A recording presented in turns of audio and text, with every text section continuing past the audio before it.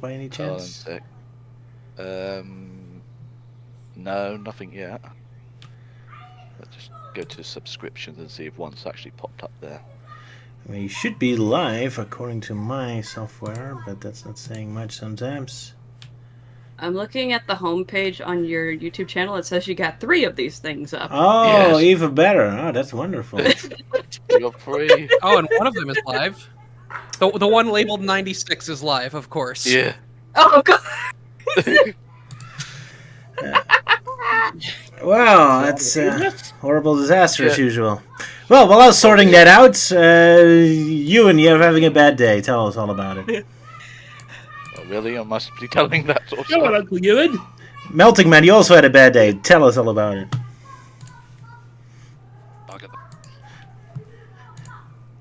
Did anyone also have a bad day you want to talk about? Everyone's had a bad day, Roger. Calm down. We all have a bad day. You know, I woke up. Uh-huh. That was it. That's it. Yeah. Your Yeah, that's- bad day was just waking up. A true bummer, honestly. Yeah, you prefer it when you stay asleep for the rest of your life? Yeah. That's, It sounds fantastic. well, eventually you're gonna accomplish that. Wait. But, Wake me up whenever any Sonic media is released. just in a coma until the next Sonic stuff. Yep. Oh, that's wonderful. Oh man, yesterday at work, you know in horror movies when there's like the monsters far away and you kind of hear the sounds and growling far away in the distance keeps coming closer. At work, I have this colleague who every single day has like this 3-minute story he wants to tell to every single person at work.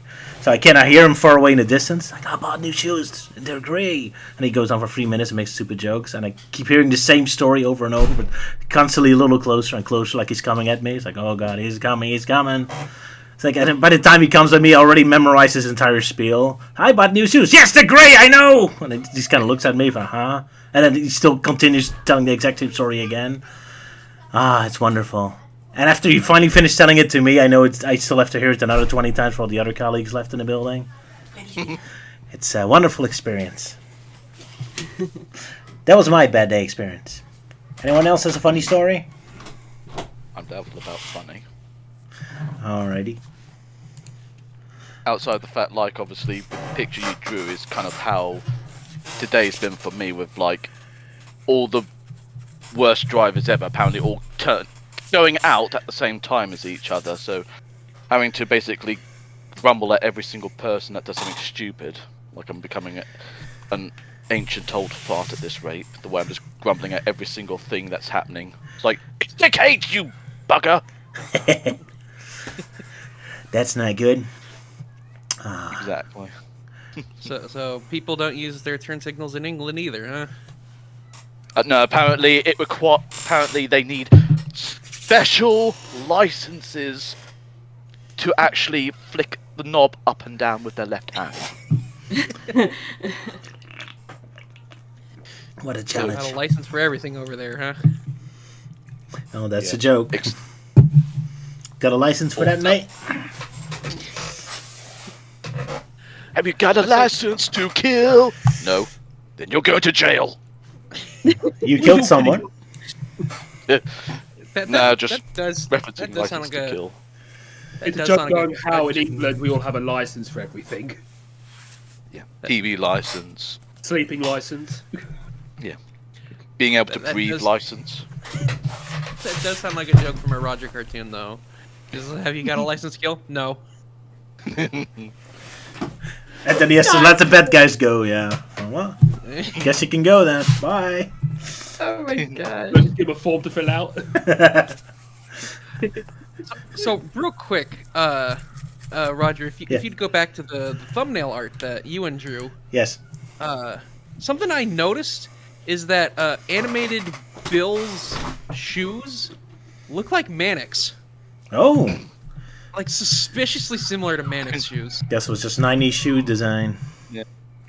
I was literally just referencing the like the cartoons. And just like, I know. I looked it up. I looked up Bill and Ted's Excellent Adventures, and yeah, Bill's shoes just look like Manic's. I mean, they're both from Deke, right? both the same animation Yeah. studio. So Are they? Oh, okay. both from Dick Well, Studios. sort of in a way. I mean, the first 13 episodes was done by Hanna-Barbera, and then second season was done by Deke. Oh, Oh, well, with that in mind, I did see 2 different designs for Bill. One of them, his shoes are just pure white. So, well, And maybe. that's all we have that. But yeah, obviously the stream is working, but I must include this. Dissected Alive. A little late today. 69, dudes! yeah. There we go. Oh my gosh. We finally made the stupid number name. We did it. We Exactly. made it. We can retire now. Yes. You're not gonna stick to 6,900. Oh. Christ. They have to play it 100 times in a row.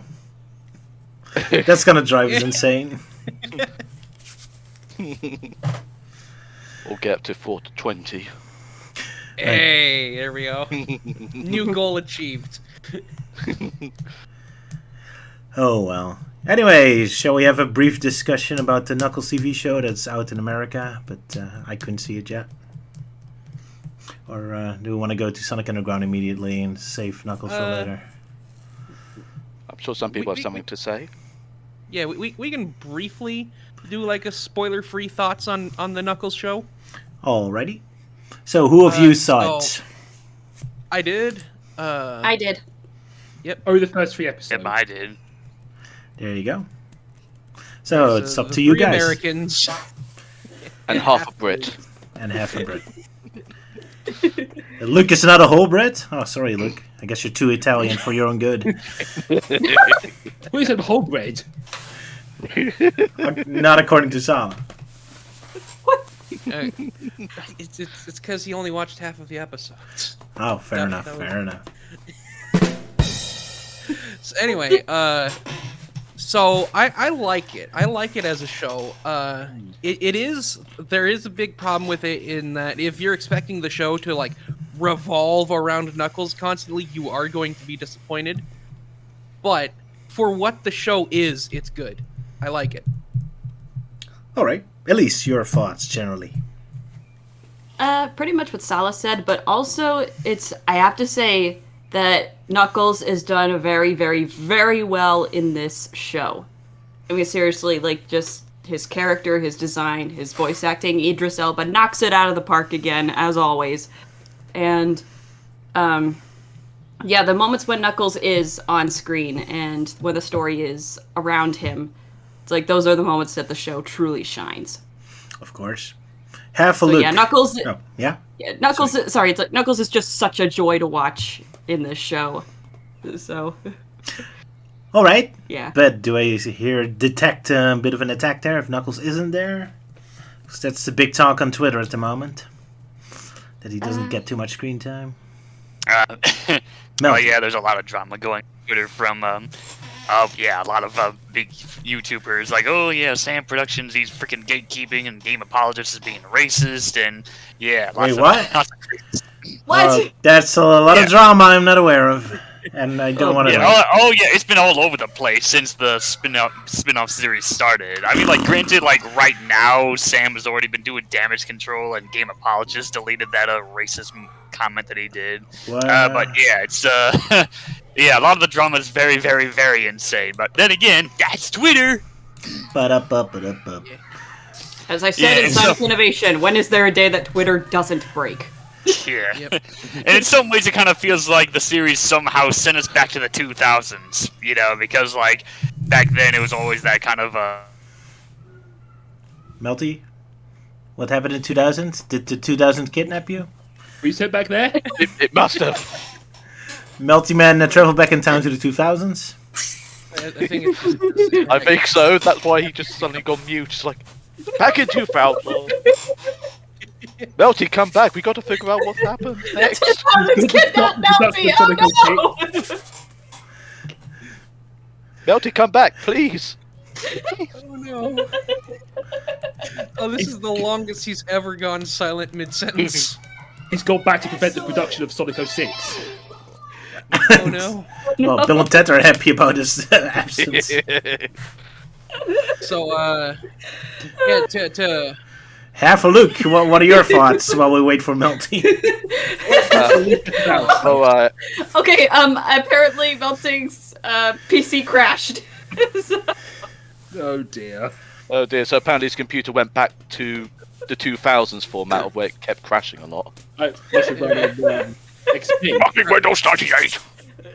All right, Luke. Yes.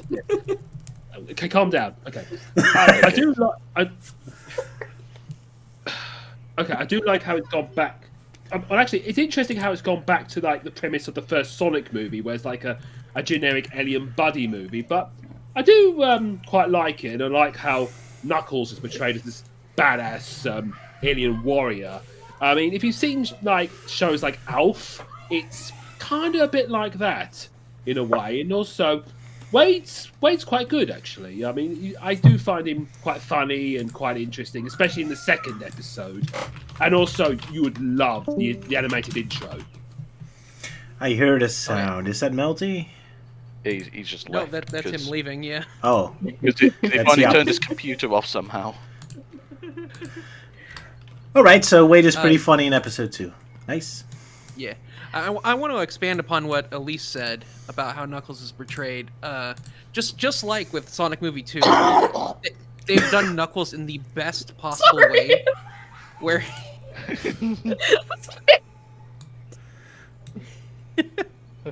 Oh dear. so they've done Knuckles in the best possible way in that he's not stupid. He just doesn't understand things because they're alien to him. He's not dumb. He's ignorant. There's a very clear difference, and I like that. In fact, Knuckles is actually pretty smart in this series, all things considered.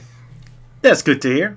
And what's also good to hear is Melty's return. Yeah. I think it's more that Knuckles is wise in this series. He's not necessarily smart. He's wise because when it comes to like intricacies of a culture or individual relationships, he has a difficult time navigating it because it's all so new. But when it comes to life lessons, he's been around the block, and so he, gives that wisdom to someone else. Nice. Yeah.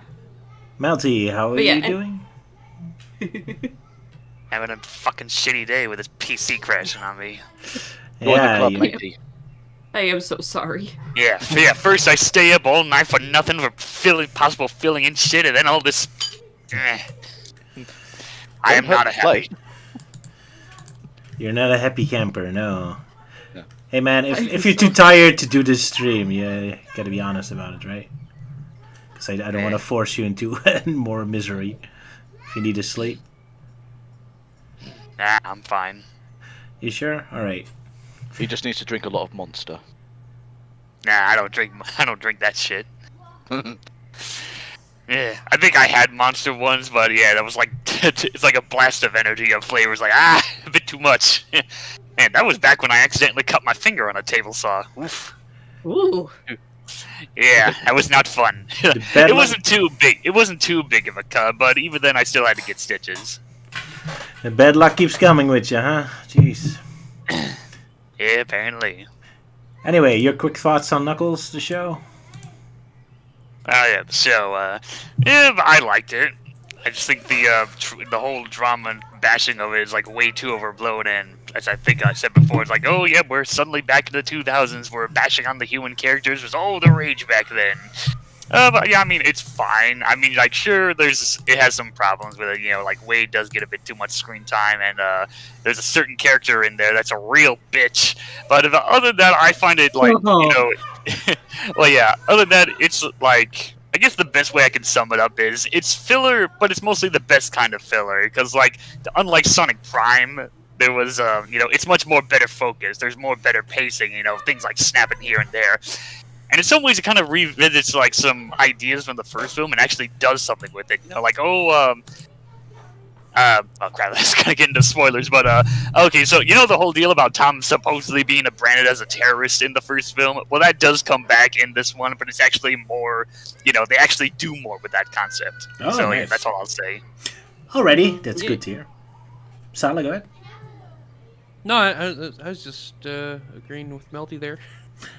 Oh, I forgot to even consider that. That's I'm nice. just gonna say though, the character that Melting mentioned, who is just the absolute worst. I'm gonna say it right here and now. That character makes Chris look like a little angel. Yeah. Well, Chris himself never really did anything bad. It's more this position to show that frustrated people. But... I don't know. I said it, Euan. Yeah, I know. But to me, I just think, like, even then, Chris is still bad because in the end, we had to put up with him for 77 episodes. We only put up with 6 with her, I assume. Oh, at most. I mean, not even, but like, the few episodes she's in are worth like 100 episodes of Chris. Jeez. So that And at bad least then. Chris doesn't like. So, because this character, slight spoiler, she will physically abuse someone, and it's like, is this supposed to be funny? Because I don't find it funny. At least Chris never physically abused anyone.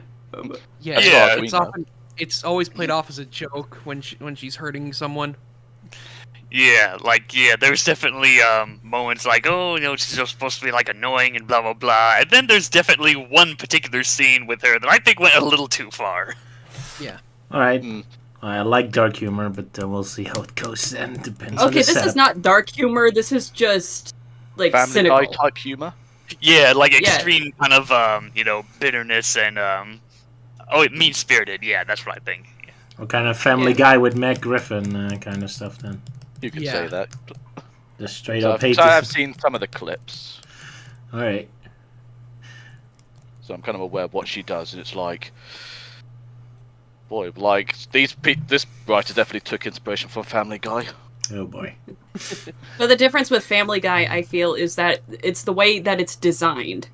You know, where especially since the characters like look ridiculous already. It's Yeah. it puts a filter there, I would say. Yeah, cartoons do that, You know, I suppose. Yeah, where it puts a kind of filter where you get the sense, and when there's physical comedy, you know, where characters get hurt, like say in Looney Tunes or in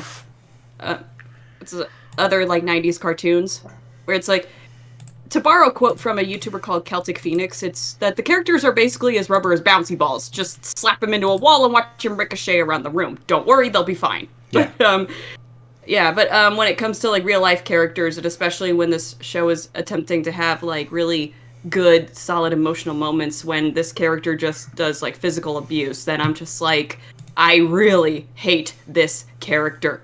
So it's like, man, it's like, and also that's grounds for assault, and she should be arrested. Yeah, ironic considering her supposed job that she has. Yeah. So, worst Sonic character, just easily. Indeed. Worst Sonic character ever. Yes. No shade on. Okay, just to be clear though, no shade on the actress. No shade on the actress.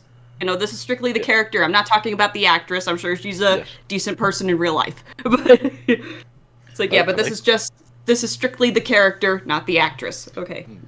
So is anyone going to ask me to make Punch Back the Game 2 now with starring her instead of Chris? Punch Back the Game, the sequel. Yeah, or like Punch Back the Game remastered, but now with an additional beat 'em up. Exactly. Oh boy.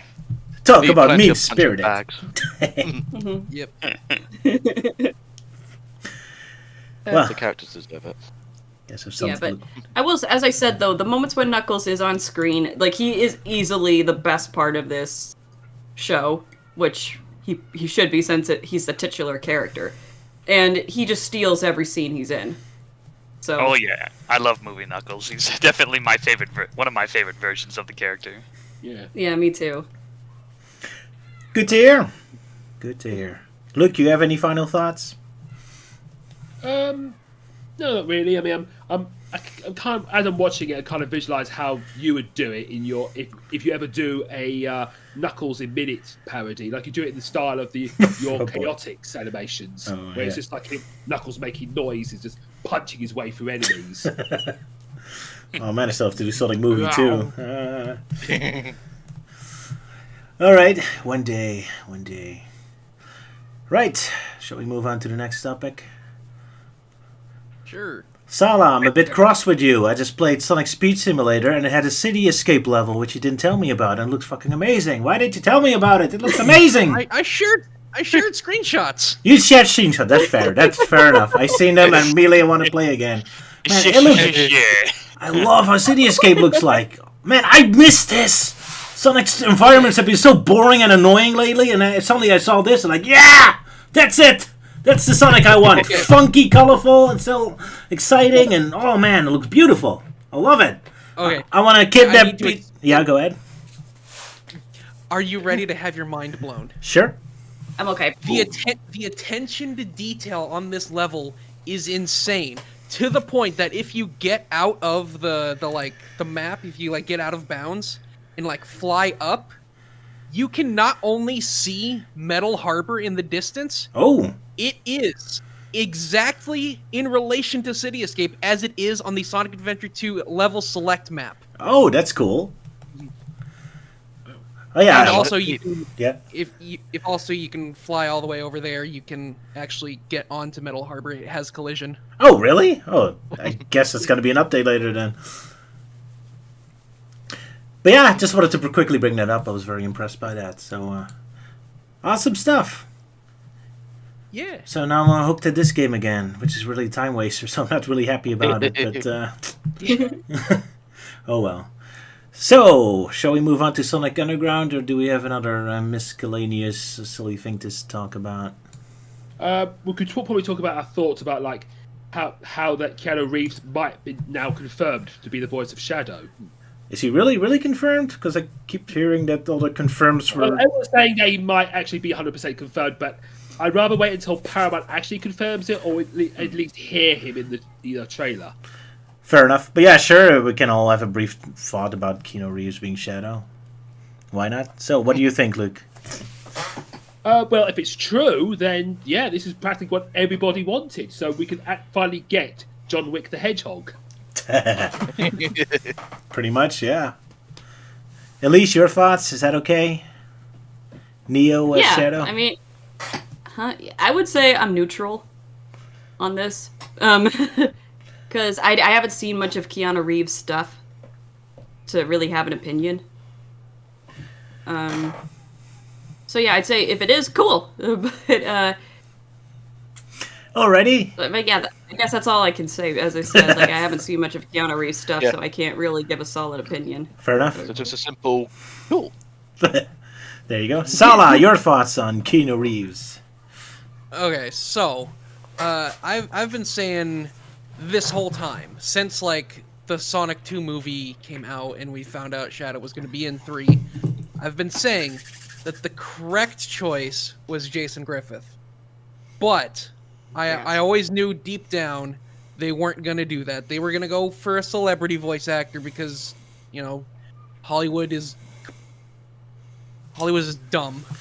So they're always and they're desperate need of jobs lately. Yeah.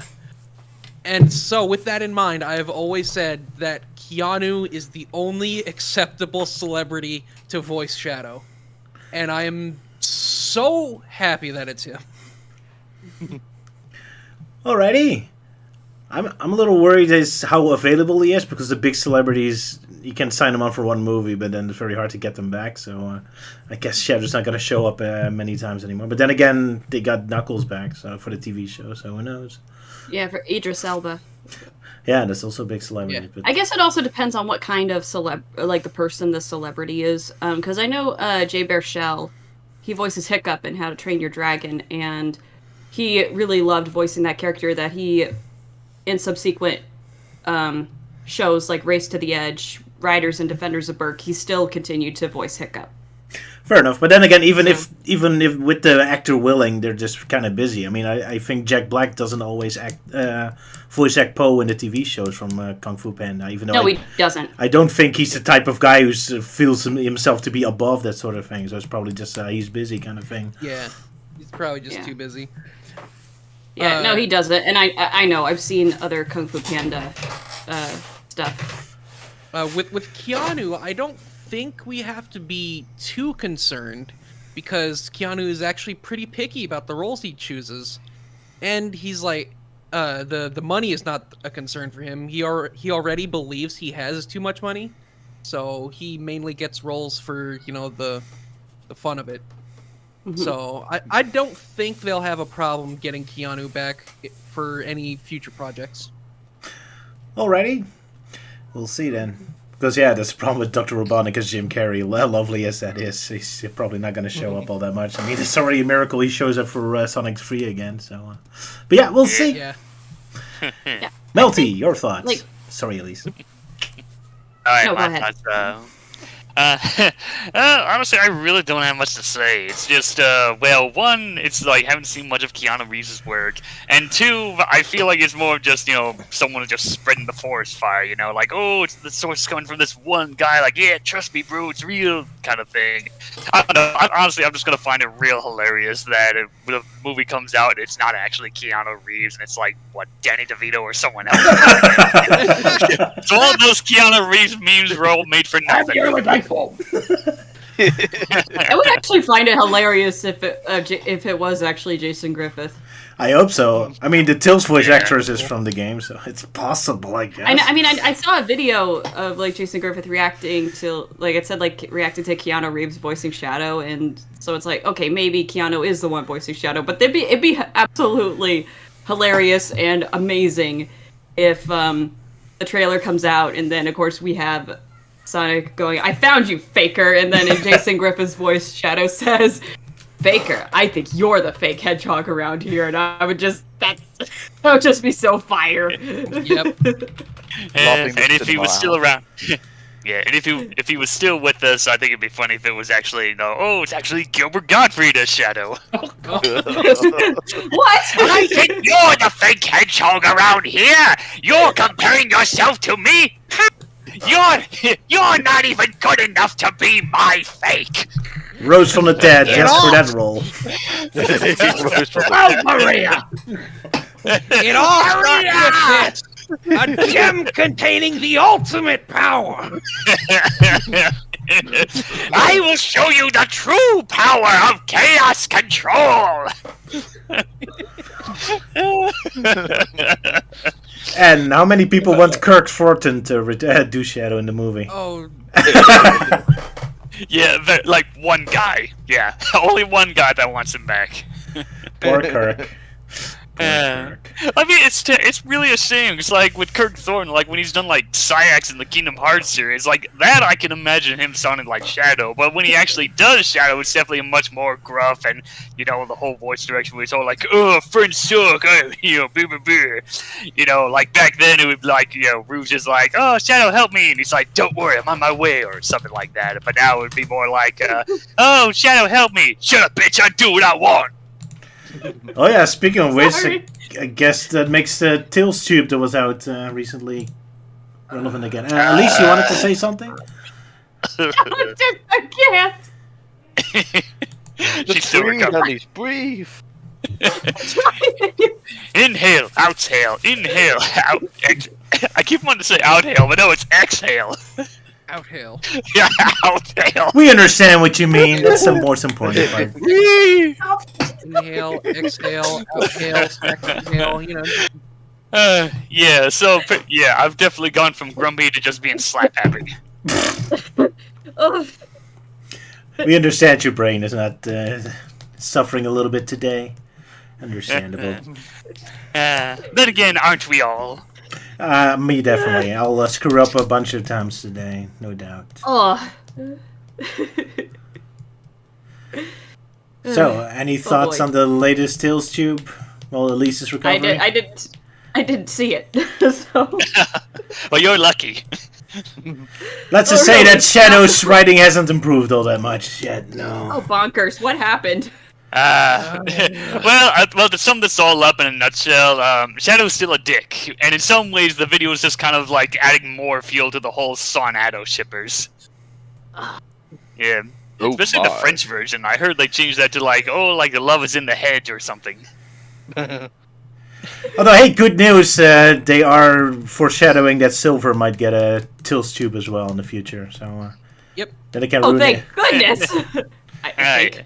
Yeah, because Yeah, because Tails specifies that this is a new segment on his show called Between Two Hedges, or Two Hedgehogs, which is a parody of Between Two Ferns or whatever, which was the interview show hosted by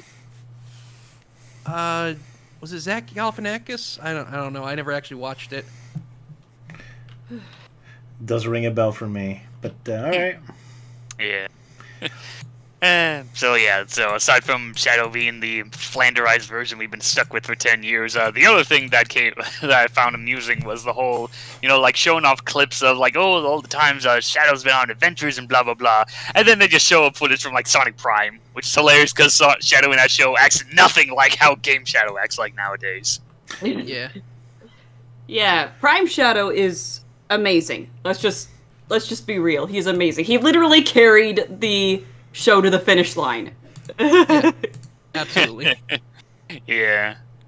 So yeah, it's just laughable. They threw that clip in. It's like, oh no, we got to do it because it's quote unquote canon. Blah. Take a shot, everybody. Every time somebody says canon relating to Sonic. Yeah, when it comes to Sonic discussions, I always put canon in big parentheses because there is no canon in any Sonic media. You also need to put it in bold print, italicized, and underlined. With flashing lights! And neon lights, I was about to say, yeah. I mean, to be honest, trying to work out Sonic lore is about as convoluted as trying to work out Warhammer 40k lore. Oh boy. Right, shall we move to Sonic? Or Zelda lore. Oh boy. Oh yeah. I've actually had like a thought recently about that. How like we've over the past few years referred to Ian Flynn as Janitor Flynn, coming in to like clean up the messes that the Sonic team makes. But it feels as though Sonic team are those kind of people who are like, oh, we've hired a cleaner. Now we can make as big of a mess as we want. Yeah, probably, yeah. I don't know. Sometimes I feel like Ian Flynn just adds to the mess, especially in Frontiers. I have been following a lot of his podcasts, and I did see his part, a couple parts where I'm like, yeah, that's on Ian there. So, but that's for another time. Yeah, sorry. No, I wasn't attacking you. Sorry, I don't want to offend anybody. I'm just saying.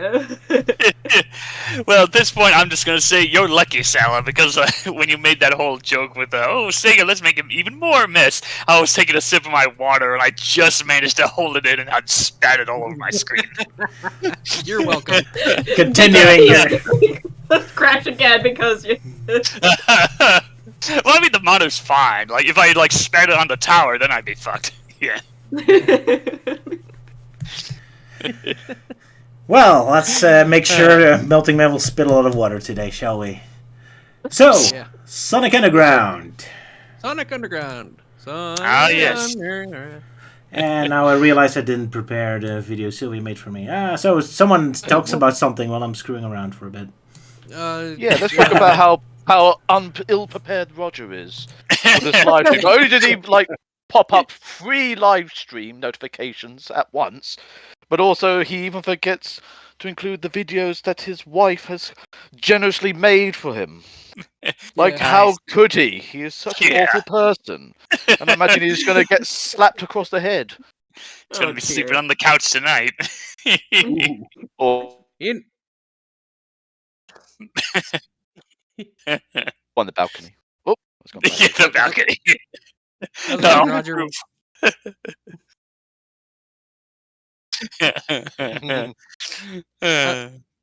How's it coming, Roger? You almost ready, or should we stall a little bit more? Okay, so there interesting news in the world of monster trucks. Really? Fucking monster trucks! There's a new monster truck debuting next month. It's one that has been designed for a while. There's been toys of it, and it's appeared in a couple of video games. But it is a unicorn-themed monster truck called Sparkle Smash. Sparkle Smash! Yeah, Twilight Sparkle Smash! I was gonna say that sounds like a My Little Pony move. I'm super excited for it. I've never been around, or at least like been aware at the time of an upcoming monster truck release. And a weird fun fact about me is I freaking love monster trucks. Ah. Huh. Ever drove one? It's just what? Ever drove one? Have I ever driven one? Oh my god. No, that is a bucket list thing for me. I got like 2 things on my bucket list, and it's like drive a monster truck and go to the Grand Canyon at sunrise. Ah. All right, I'm ready. More to Okay. say about your monster trucks, or shall we move? No, it's just sharing the news that there's a new monster truck coming out. All right, for you trucks fans are there. Okay.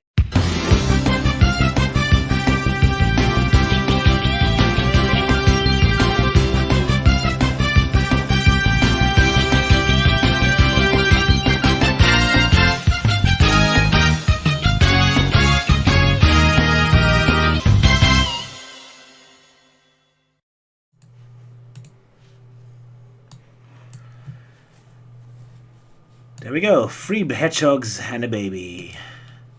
The baby mutilation episode. How fun. A baby episode. Yeah, I definitely have some history with this particular episode. Yeah, you do?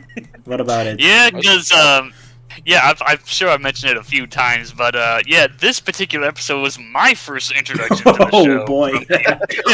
Yeah, it was from this VHS tape that had the Sonic Christmas Blast from Adventures of Sonic the Hedgehog and 2 random episodes from Sonic Underground, like this being one of them, even though it's not Christmas themed. But yeah, this was my first exposure. It's like, oh, okay, there's a series where Sonic is has siblings and they're all rocking and rolling and all this stuff. So yeah, I was a bit weirded out at first, but I know it kind of felt like a fever dream. But then like, oh, okay, so it is a real thing. And then I later checked out the full series thanks to Shout Factory.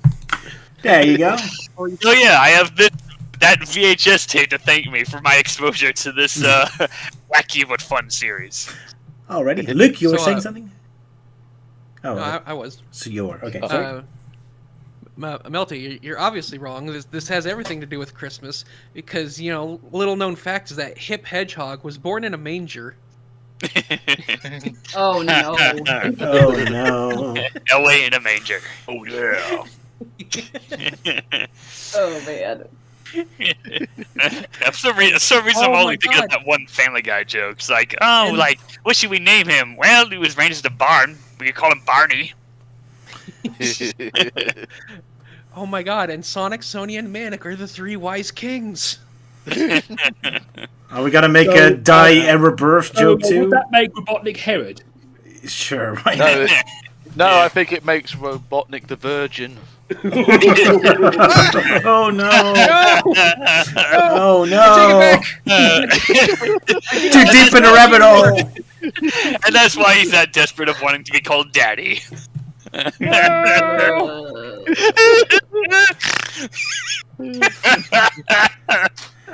Oh, and I have no one to blame but myself. Wow, teacher.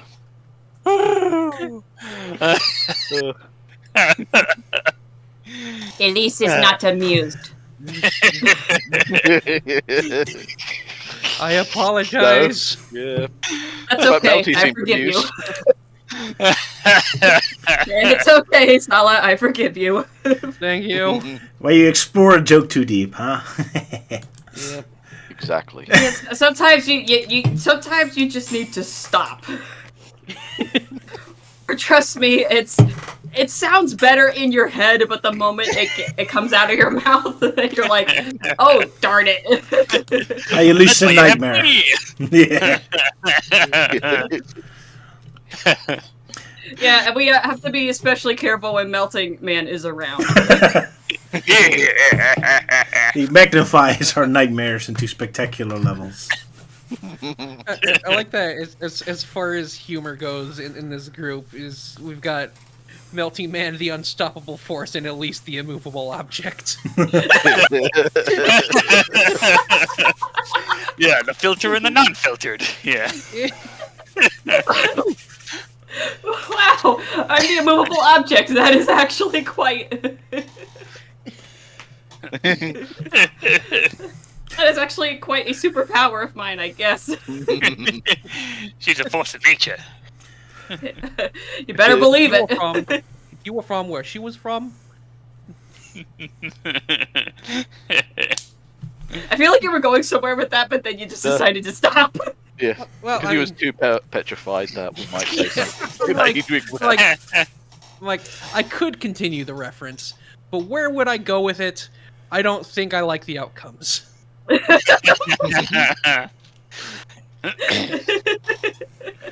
So anyways, this episode of Sonic Underground. Exactly. Yeah. Who's got to do the synopsis today? Oh, brother. I can do it. Alrighty, Melty. You got the Alright, so it starts off with our trio of hedgehogs infiltrating Robotnik's base.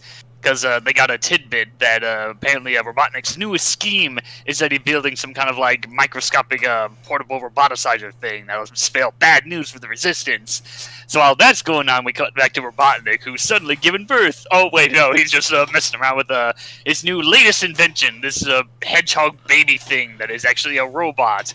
And they plan to like leave it out there so that Sonic and the gang can find it, so that they can use it to spy on them to finally find Sanctuary and destroy it once and for all. Haha.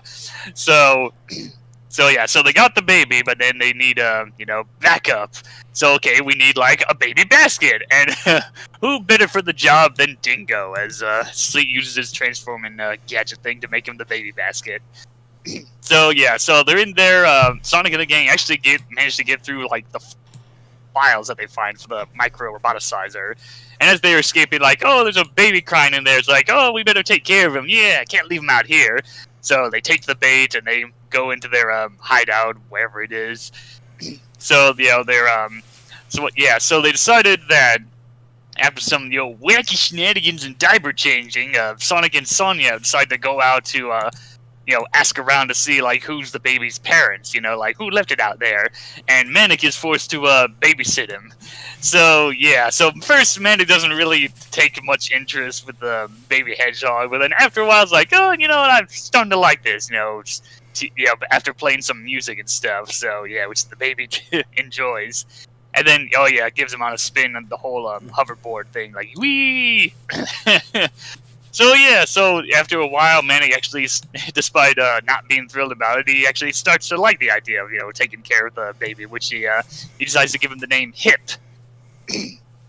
Right, so Sonic and Sonia come back, they haven't been successful, they are stunned in seeing Manic being that friendly with the baby, and, so like, oh, the Hip's pretty cool dude, and so they decided like, okay, we'll play a song, and then they do the song, which... we'll get into that later. Right, so Sonic and Sonia are off on the quest to find the baby, and I keep forgetting, like, while that's going on, Sleet occasionally walks around to like spy closer on the hedgehogs. Basically, this whole argument is like, oh, let's go to Sanctuary, no, let's go to Sanctuary, no. So Sonic and Sonia leave, and Manic's like, you know what, fuck those guys, I'm taking you to Sanctuary, little Hip, which of course is what Robotnik exactly wants. And so Sonic and Sonia are off on a mission thing, and then they suddenly realize that the plans that they had stolen for the microscopic roboticizer, turns out those plans are actually fake. And then Robotnik comes in, apparently giving birth to another baby. Oh wait, no, it's just another robot. So that's the big twist. Like, oh, the plans were fake, and the baby is fake. Haha! I've caught you now, hedgehogs. Right, so Manic's off on his way to Sanctuary, and now that Robotnik knows where they're going, or at least follows their trail, he sends out a bunch of SWAT bots to go after them. And then lots of fighting, lots of stuff going on. Sonic and Sonia manage to escape, and then they head off to chase after Manic, which apparently they have a spare with those kind of hoverboard things, so it's not just a Manic thing. Right, so the SWAT bots are attacking. They kind of knew like the jig is up, well, except for Manic. And so they're fighting lasers, like, oh shit, the baby's dropping, no! And then we get the one scene that is the most popular scene that usually is taken out of context, where like the baby's falling and Manic's trying to grab it, and then the baby explodes as it crashes to the ground, and and poor Manic is like real heartbroken of the thing, like, oh, the whole thing was a fake, my future plans for fatherhood was all a lie. So Panic's pretty pissed off about that. So we get more epic fight scenes against the SWAT bots and the freedom fighters, and so of course they are victorious. And at the end, they have decided to stop by a sanctuary where Manic's giving a little drum lesson to the kids in sanctuary. Like, just find some rocks and sticks, and you can do some drumming on your own. Yeah. So, Manic's is still a bit down that Hip is gone, but hey, at least he still has his brother and sister. And then it ends. That sums it about up, yeah. Applause for Melty. Yay. Yay. Yeah, what a wacky episode. You want to go ahead? Just like you showing the picture of the kids at the end. Oh, the horrifying kids. It looked like something out of freaking Animaniacs. They love that art style, yeah. Even all flashbacks. I suddenly wish I had come prepared with the audio clip from the English dub of Ghost Stories where the cat says, "You are the ugliest group of kids I have ever fucking seen." That's what disturbs me the most, with her weird eyes and had no one arm. And imagine seeing her in the dark anyway with that stick. Ooh. Play with me. Take my money, just please spare me. I especially do not like the purple hedgehog. Why is his muzzle that color? Yeah. Eyes. Yeah, and why is his pupils inverted? I know. Yeah. I'm more disturbed by his eyes than his muzzle. Yeah. It's weird inverted style looking. Like, the black eyes and the white pupil, but not this kid. It's the other way around. Now I noticed that he has freaking eyebrows inside of his eye sockets. Like, what the hell? Yeah. Also, the girl on the far right and the kid with the blue skin are just blatant Disney rejects. They got out of Wasteland and ended up in Sanctuary. Yeah, they look like something that could have come out of Goof Troop. Oh yeah. Goofy movie extras. Mind you, Hip does look like a cross between Sonic the Hedgehog and Mickey Mouse. Oh yeah. The way I look at the baby is how I would have imagined baby Sonic would have looked like in the ugly movie Sonic cut.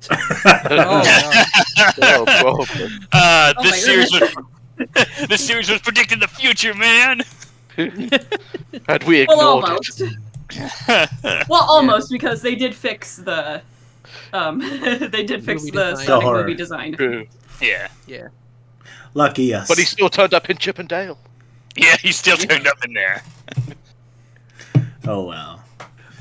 Also, it's just a tiny detail I thought was funny is the Sonic calls Robotnik Robot Head, and all I can think about is Robotnik going, Oh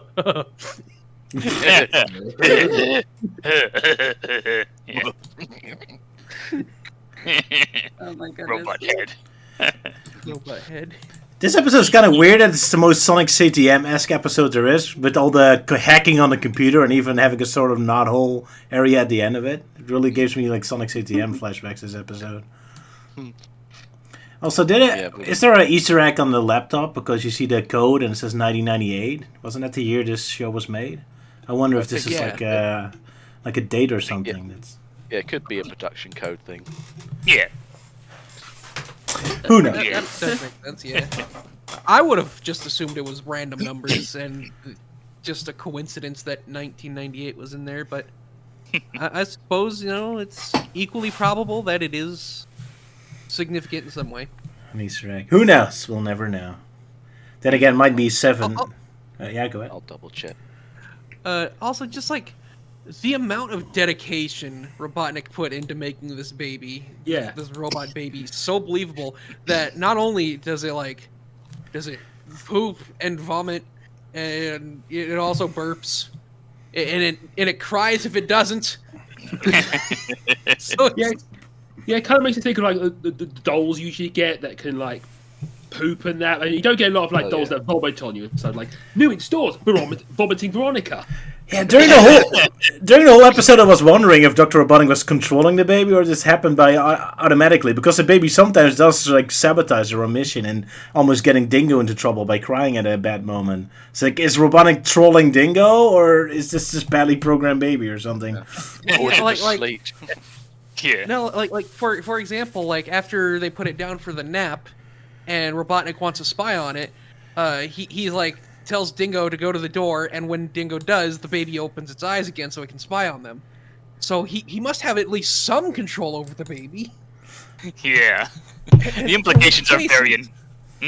He's just really dedicated to this thing, because like he knows, like, oh, it might raise suspicion if they never have to burp the baby. Even though the hedgehogs have no experience. Yeah, go at you, sorry. At least they don't have to kick the baby. Oh boy. Baby. Yeah, it's pretty much very advanced robotics, because you don't get a lot of robots that can, like, you know, poop and vomit on you. When they actually do that, humanity's doomed.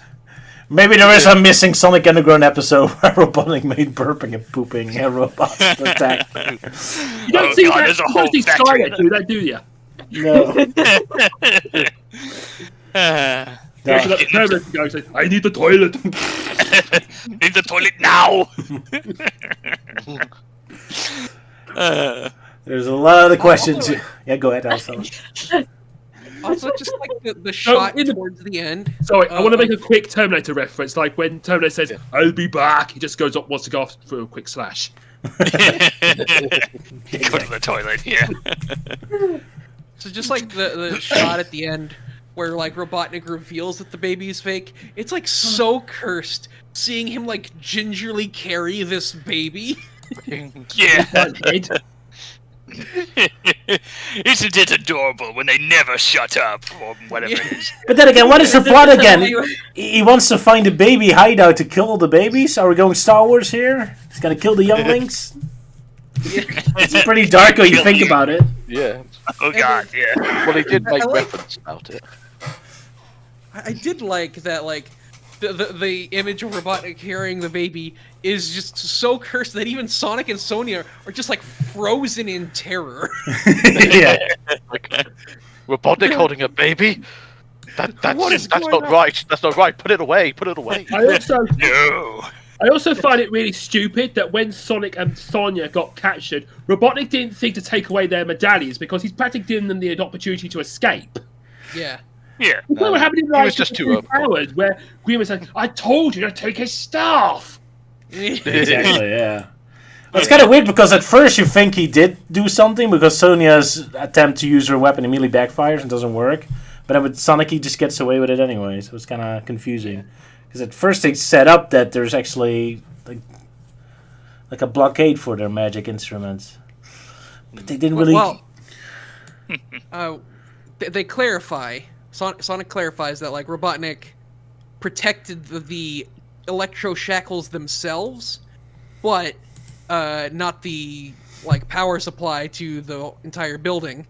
So if he takes out the electricity, then the shackles will just turn off. How smart. Oh well.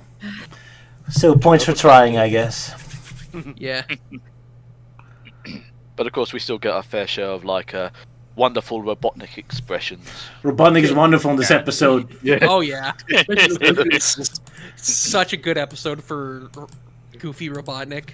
Because he's constantly listening in while they're having a debate. Let's go to, let's go there. No, let's not. And he constantly Robotnik happy and unhappy, happy, unhappy. Like constantly going back and forth, like I'm nodding and all that. Yes, good. He is really proud of this plan. And to be fair, it almost worked. Until he himself reveals his plan for no reason. Yeah. If he just shot and killed Sonic and Sonya without saying anything, he would have succeeded. Oh well, villains. He has to always shoot himself in the foot. Yep. Yep. Well, at least he didn't come out and saying like, carrying that baby. And he's like, Sonic, I am your father. To complete the Star Wars references, yeah. I did like the shot with Robotnik looking bored because we all go through that. Yeah. Robotnik's not looking that pleased of his evil grinning self on the right screen. Yeah, just stop, like, stop having Yeah, fun. stop being so overconfident, you moron. Yeah, stop having fun, me. You can easily make a meme out of these face expressions, yeah. Sorry? Oh, the reaction like, oh, it's not that funny. Yes. Yeah, Melting Man, every time you make a joke, I'll imagine that Robotnik, like he's not impressed by you. All I can think about when looking at all 4 of these pictures is that old My Little Pony meme of varying degrees of want.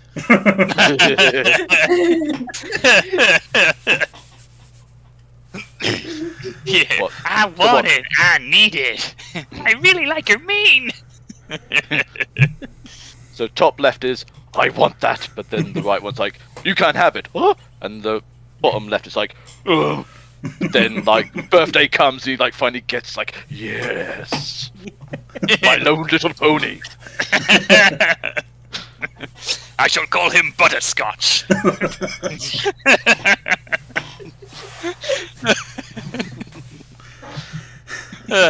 And thus the day was born when Robotnik became a brony. Of course. Oh, no. Well, you like those puppies in Sonic Boom, didn't you? So, close enough, I guess. Yeah. But yeah, We're I busy think, puppy buddies. I mean, I was gonna say, like, with all the concept art with like Robotnik, they definitely went all in with just giving him all these like silly expressions and all these poses. Yeah.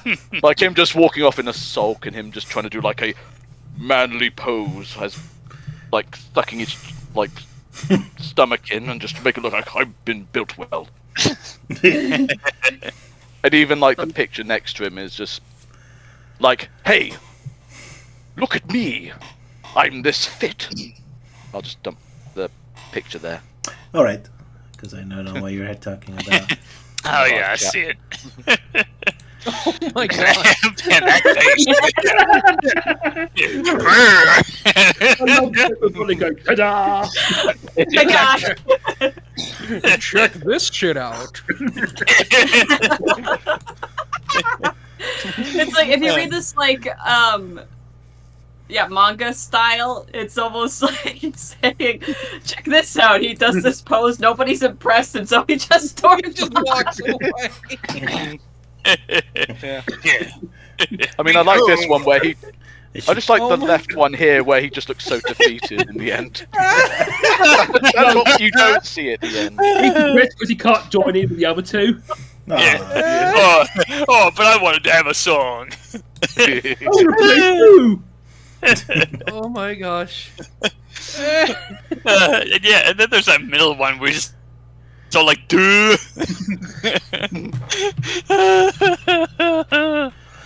Rhino makes a good point. Maybe we should do a ranking for all Robotnik's face expressions he had in the show. Yeah. Just like Well, this. last one though, but this one's obviously got a suitable facial reaction. They all get tense. Yeah, plain and simple. No. He said we should rank the different versions of Eggman based on goofy expressions. In Oh, which well, this case, one it's wins. not a- It's not a contest because Adventures of Sonic the Hedgehog exists. Oh, that's true. That's true. It's got to be a fight between those two. Yeah. Yeah. Well, Underground Robotnik does come close. So yeah. Yeah.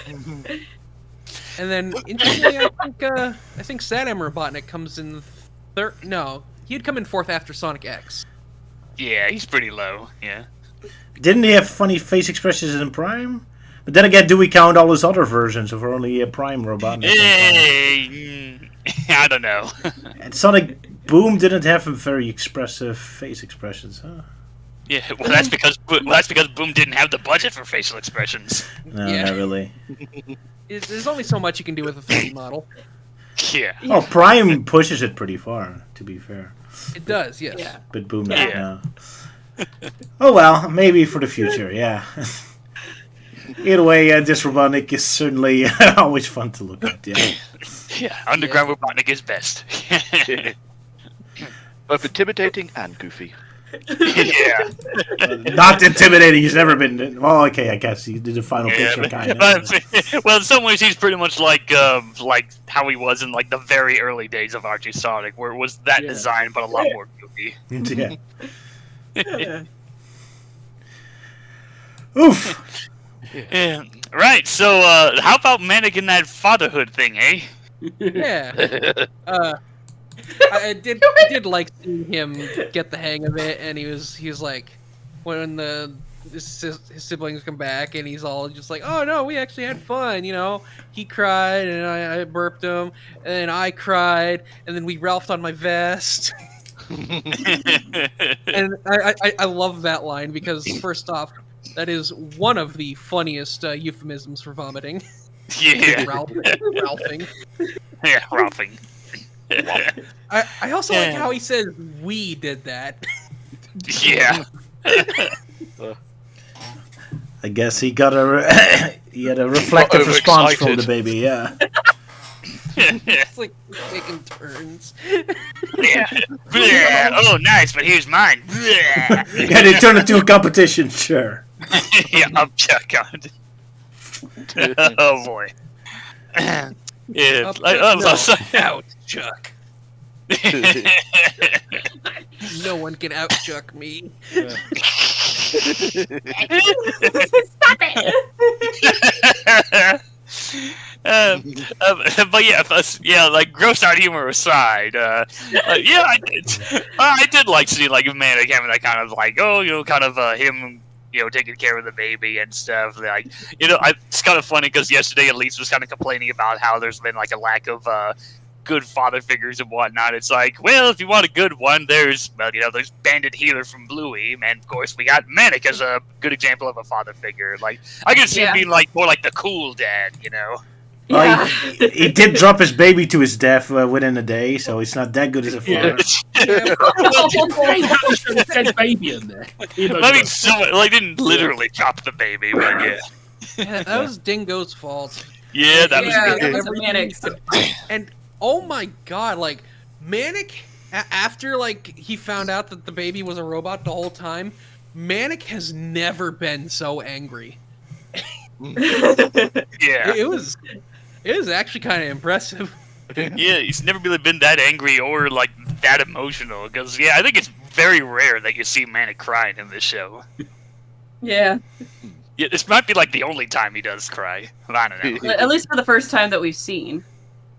Ah, yeah. Yeah. I can imagine when they're like pitching this episode. Imagine the executives like, "You can't show a baby being killed. That's just disturbing." And the person, "Oh, it's okay. It's a robot." And it says, "Oh, it's okay then." And make it extra gory with his eyeball flying out and all that. Yeah, his arm flying out. Because in a way, that's the ultimate loophole of people being killed. Because that's what they did with the Foot Clan in TMNT by having them all robots. Yeah, yeah. And Batman the Animated Show loved this trope as well. Yeah, and Samurai Jack. Samurai Jack, yeah, and also Team Fortress 2 in Germany, where all blood is replaced with oil. Oh, I did not notice that, which is kind of ironic considering the whole man versus machine game mode they have. Oh my god, that's hilarious. Yeah. I hadn't considered that. Yeah, there's oil, and then there's more oil. Biggest version of Team Fortress 2. You can imagine like watching this on the UK show Dig It. It's like, coming up next on Dig It, dead baby. I'm there, dude. The way you delivered that line, Luke, was perfection. Like with the SpongeBob Up Next meme. Yeah, coming up next, dead babies. Explosive babies. That is awful. We're just gonna milk it the best we can. Yeah, very bleak senses of humor. Very bleak. Yeah. I got 1 million of them. Well, you know, there is such a thing as going past the joke. Yeah. So, All right, let's move on. Enough so kid bashing, I guess. Yeah, but I will say I do like how Manic was done in this episode, and I like seeing that parental side of him come out. Yeah, it's nice. It was really cute. It's nice he has a plot that doesn't involve stealing for once. Another little moment I like was Dingo seeing himself on the camera and doing all these goofy expressions. It was like a little background detail, but I like that. Yeah. Hello. Big goofy grin. Also nicely animated that it was in sync with him on the camera and him in real life. Yeah, that is impressive. Yeah. Obviously had their best animator on the job. All the best animation went into this one particular scene. Of course. Yeah. The next episode is also, even better. Yeah, go ahead, Salah. Yeah. There's this a moment from this episode is actually kind of a meme. Is like after Sonic changes the diaper and like, you know, he does it so expertly and like tosses the old one away, and he like makes the sound imitating the sound of like a crowd cheering, and it just goes. And some people have just like taken that out of context, and it's kind of funny just by itself. Okay, I didn't know that. And you made it even better with the audio suddenly cutting out. Yes. Again? Yeah. Oh my god. Yeah, I always found that really weird when I first saw that. It's like, what the hell is Sonic doing? But then there's like, oh, okay, he's trying to do the whole, like, you know, and the peasants cheer, har, har, or something like that. Exactly. Yeah. Of course, I did a little bit of a chuckle of how, like, when Manic was talking about with, you know, getting along with the baby, and Sonic just looks suspiciously at Manic, and he then finally confronts him like, okay, who are you and what you've done with the real Manic? Because he's just not expected, like Manic, just to change within a few hours over looking after the baby. Yeah. Yeah, character development in my Sonic cartoon? Blasphemy! And that's why everybody hates Sonic Underground. Ah, poor Sonic on the ground. Yeah, poor show gets unfairly bashed. Yeah. Yeah. Oh well. I don't know. As I said, there are people who like it. Yeah, that's true. I like it. Yeah, I like it. I kind of noticed a lot of people who like Sonic Boom really love Sonic Underground as well. They seem to be almost like twins. Sonic Boom people like Sonic Underground? Well, that's new to me. Oh, No one Suddenly, freaking- Melty hates Sonic Underground. Well, I mean, it's such a weird polar contrast, because, like, you know, Underground has, like, all this crazy stuff going on, and Boom's just so low energy and boring and bleh. I don't know. But, yeah, I know there are Sonic Underground fans, because, I mean, how else do you explain that they actually decided to put in the effort of, putting together their own version of a fan-made comic being the epilogue and whatnot? Yeah, pretty cool. We Sonic fans just don't like a cliffhanger, I guess. Yeah, that's true. Sonic TV shows are kind of cursed to always end on a cliffhanger. Well, Sonic Prime didn't. Maybe.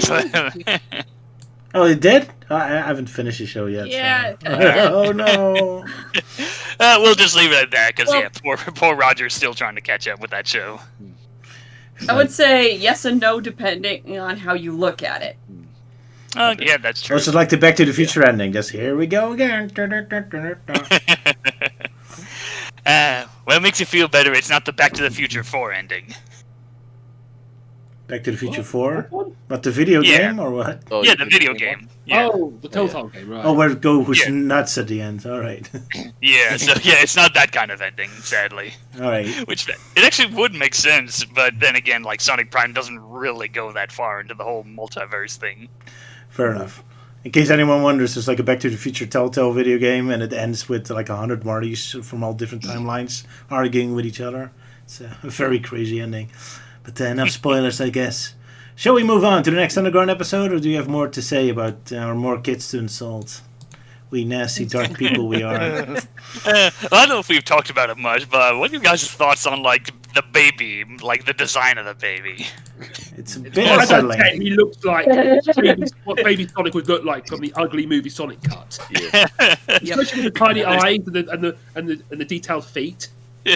Well, I mean, like with my case, like it's not really the feet that bothers me, because like I mean that's always been a very inconsistent detail in official Sonic media. Like I think my issue with the design is like one, like the head's too big, and it kind of feels like the limbs are a bit too long. Like they feel a bit too long for that kind of baby structure. I don't know.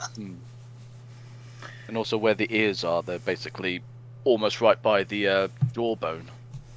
Oh yeah. Oh yeah, and some of the facial expressions, yeah, like that one that we keep showing where like he has this horrified look on his face. Yeah. It feels uncanny, I will say. Yeah. Yeah. So, in other words, when Adventures of Sonic did a Baby Sonic, it was definitely much better than this. Back when he had like a buck tooth and all that. Yeah. To Sonic Underground's defense, it was a baby designed by Robotnik, so probably making it nice to look at was not his highest priority. Okay, I can't tell in that picture when that kid Sonic is holding the baseball bat if that's supposed to be, if he's supposed to be wearing a mask or if something went wrong when animating his eyes. And I think what happened was the animator probably didn't have much time. They had a minute to do it, or he was like drinking a few beers. Then his executive came and said, "Right, you need to draw Sonic here," but the animator was too drunk to do it, but he did it anyway. Yeah. Yeah, now it just looks like one side of his eye socket is like melting. Yeah. Just like I mean, his face. I mean, I was jokingly going to say, like, it's Phantom of the Baseball. The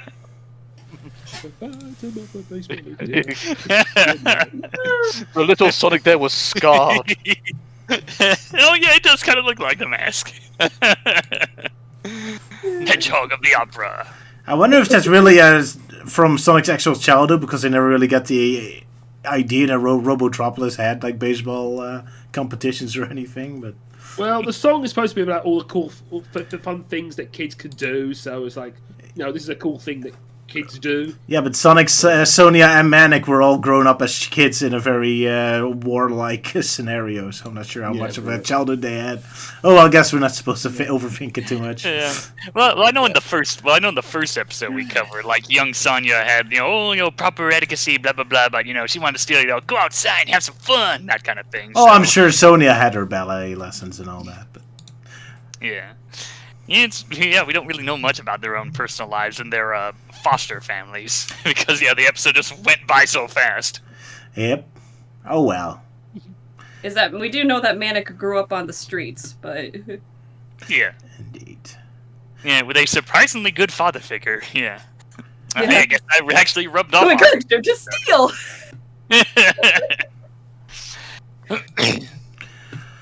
Right. Shall we move on to Doomsday. Doomsday. Doomsday. Doomsday. Yeah. Doomsday. Dun dun dun. So, anyone wants to do a synopsis of Dune?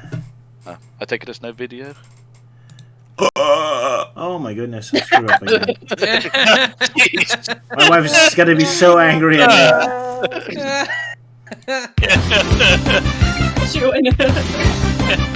And there you have it, folks. Roger Unprepared, the movie.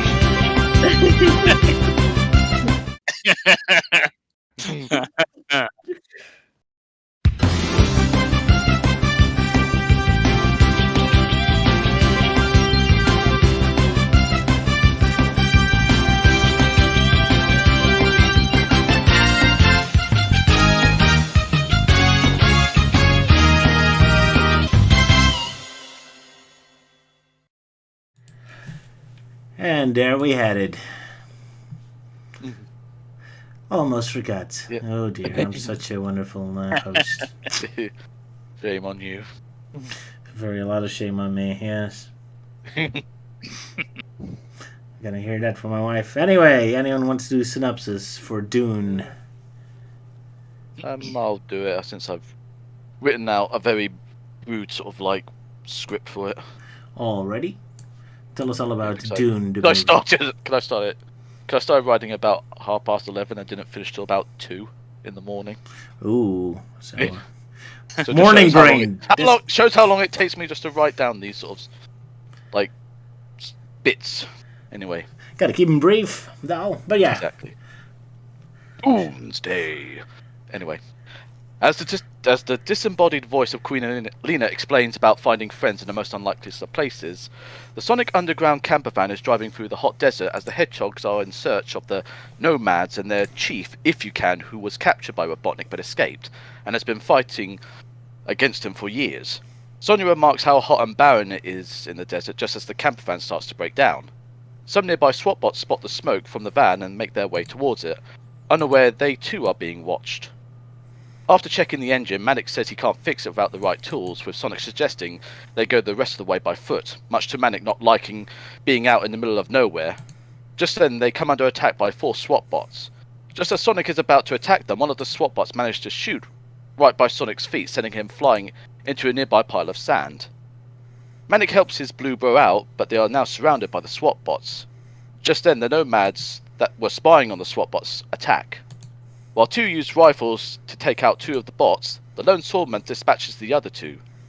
The red-hooded nomad reveals himself to the hedgehogs as If You Can, chief of the Azcan tribe, and the other 2 being his bodyguards, Amil and Jamal.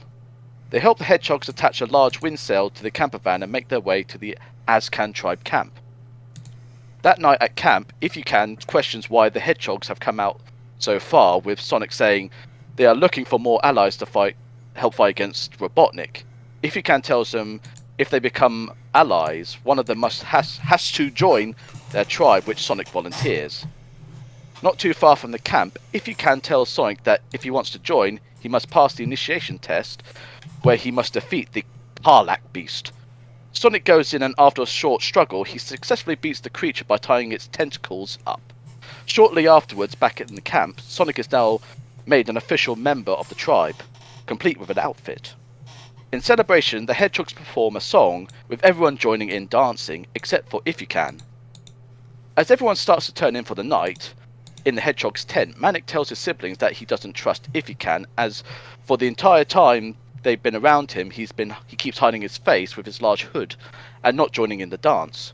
Sonic and Sonia basically tell him he's overreacting, but the green hedgehog decides to go and check up on this chief. Manic peeks into If You Can's tent, where he spots the chief removing his hood, showing the left side of his face has been roboticized. Manic goes to tell his siblings, but gets caught by Jamal, one of If You Can's bodyguards. Morning comes with Sonic and Sonia looking for Manic, but find no trace of him. They go to If You Can, as their brother mentioned about talking to him.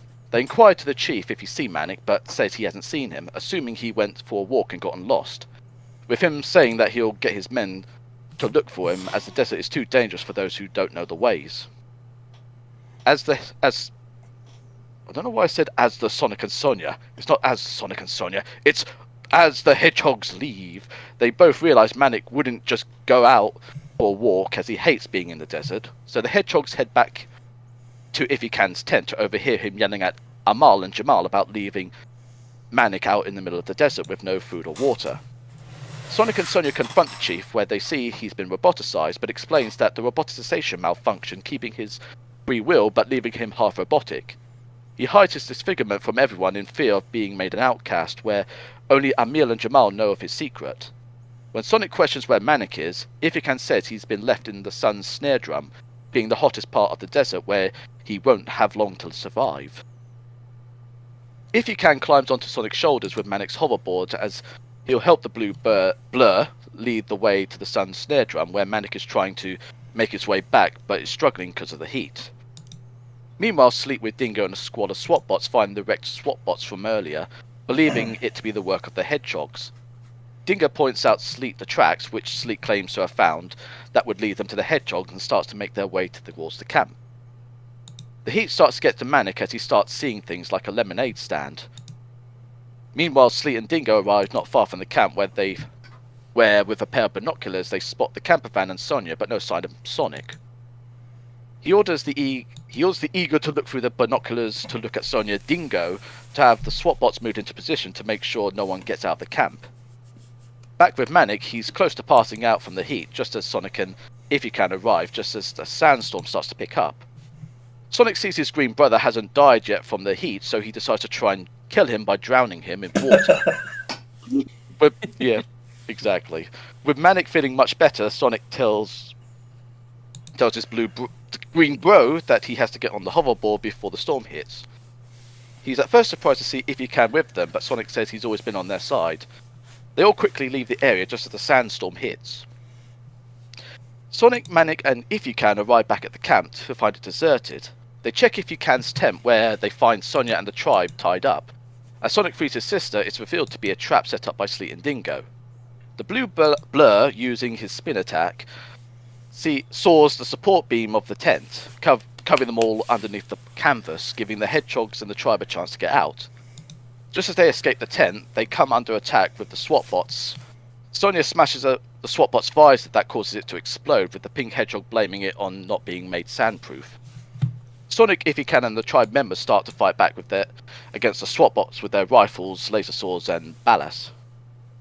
Manic is getting cornered by 2 SWAT bots as he's nearing the Karlak pit, where the creature grabs the 2 bots and eats them up before grabbing Manic, who fortunately gets saved by Amil and Jamal. After getting out the fallen tent, Sleet and Dingo attempt to make a quiet getaway, but are found by the other tribe members, and which they scare them off into the desert with their half-assed war cries. Later on that night, with the help of Jamal, Manic was able to fix up the engine. If He Can thanks the hedgehogs for helping fend off Robotnik SWAT bots, but also apologizes for what happened to Manic, as well as to his tribe for deceiving them for hiding his roboticized parts of his body.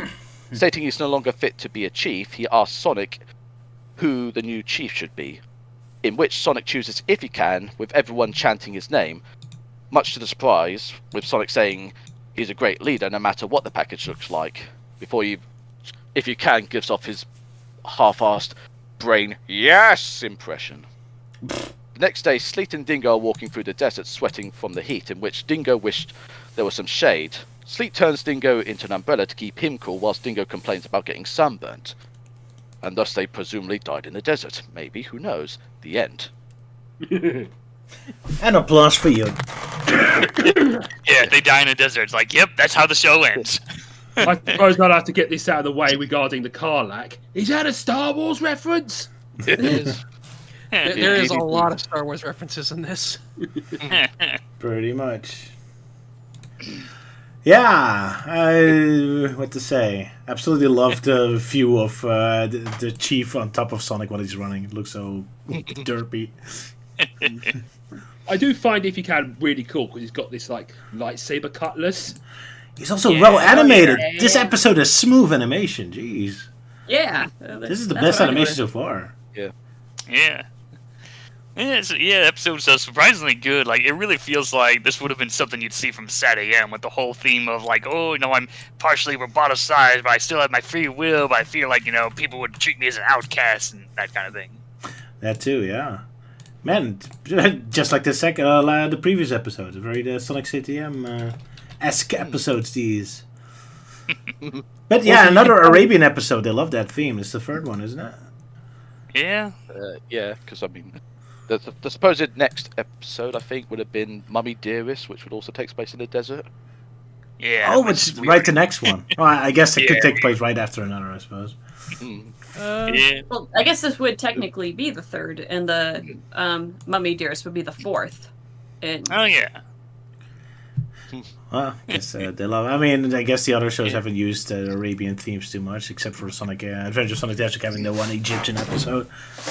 Yeah. But I don't think like the show was like animated French or whatnot, so it kind of feels like the Europeans really have a thing for the Egyptians or something. Yeah, well, I mean, all their stuff. French have a lot of colonies in Africa. Sorry, Luke, what were you saying? I was just going to say, like, of course, we stole all their stuff. Oh, right, yeah. Exactly. I mean, I guess that would kind of explain why all the Egyptian stuff in Asterix. Yep. Oh, yeah, French has a lot of colonies in Arabia, yeah.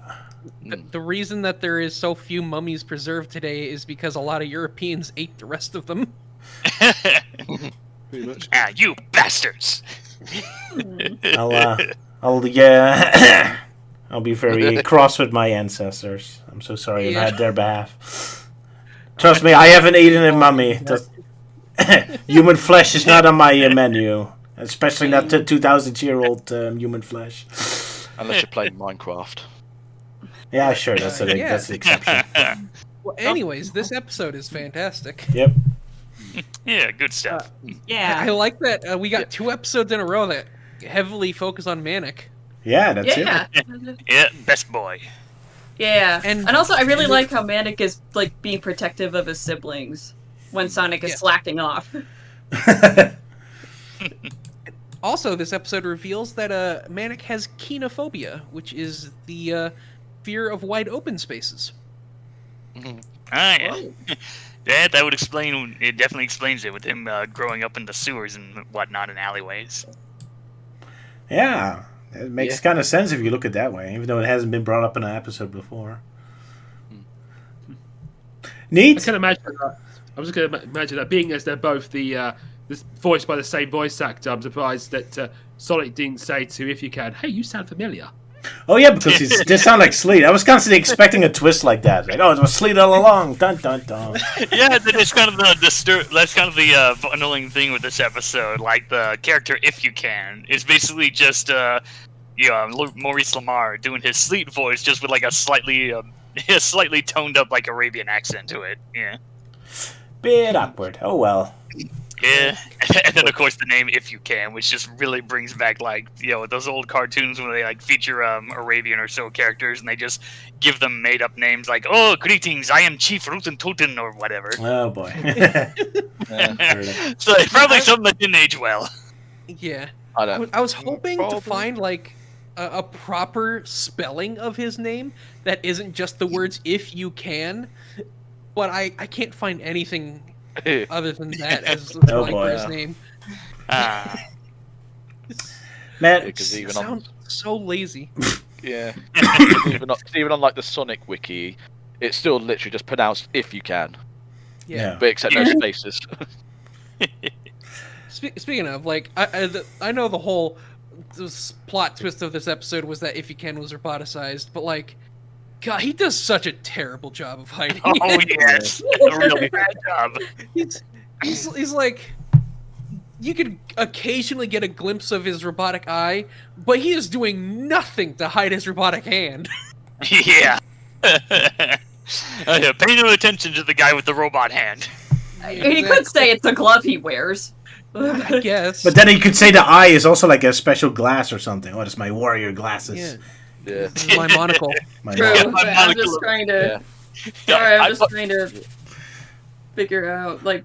Well, true. I did think it was a glove at first. I mean, I was just joking. It'd be like he wears the monocle because, like, I'm sorry, my left eye's incredibly sensitive to the sand.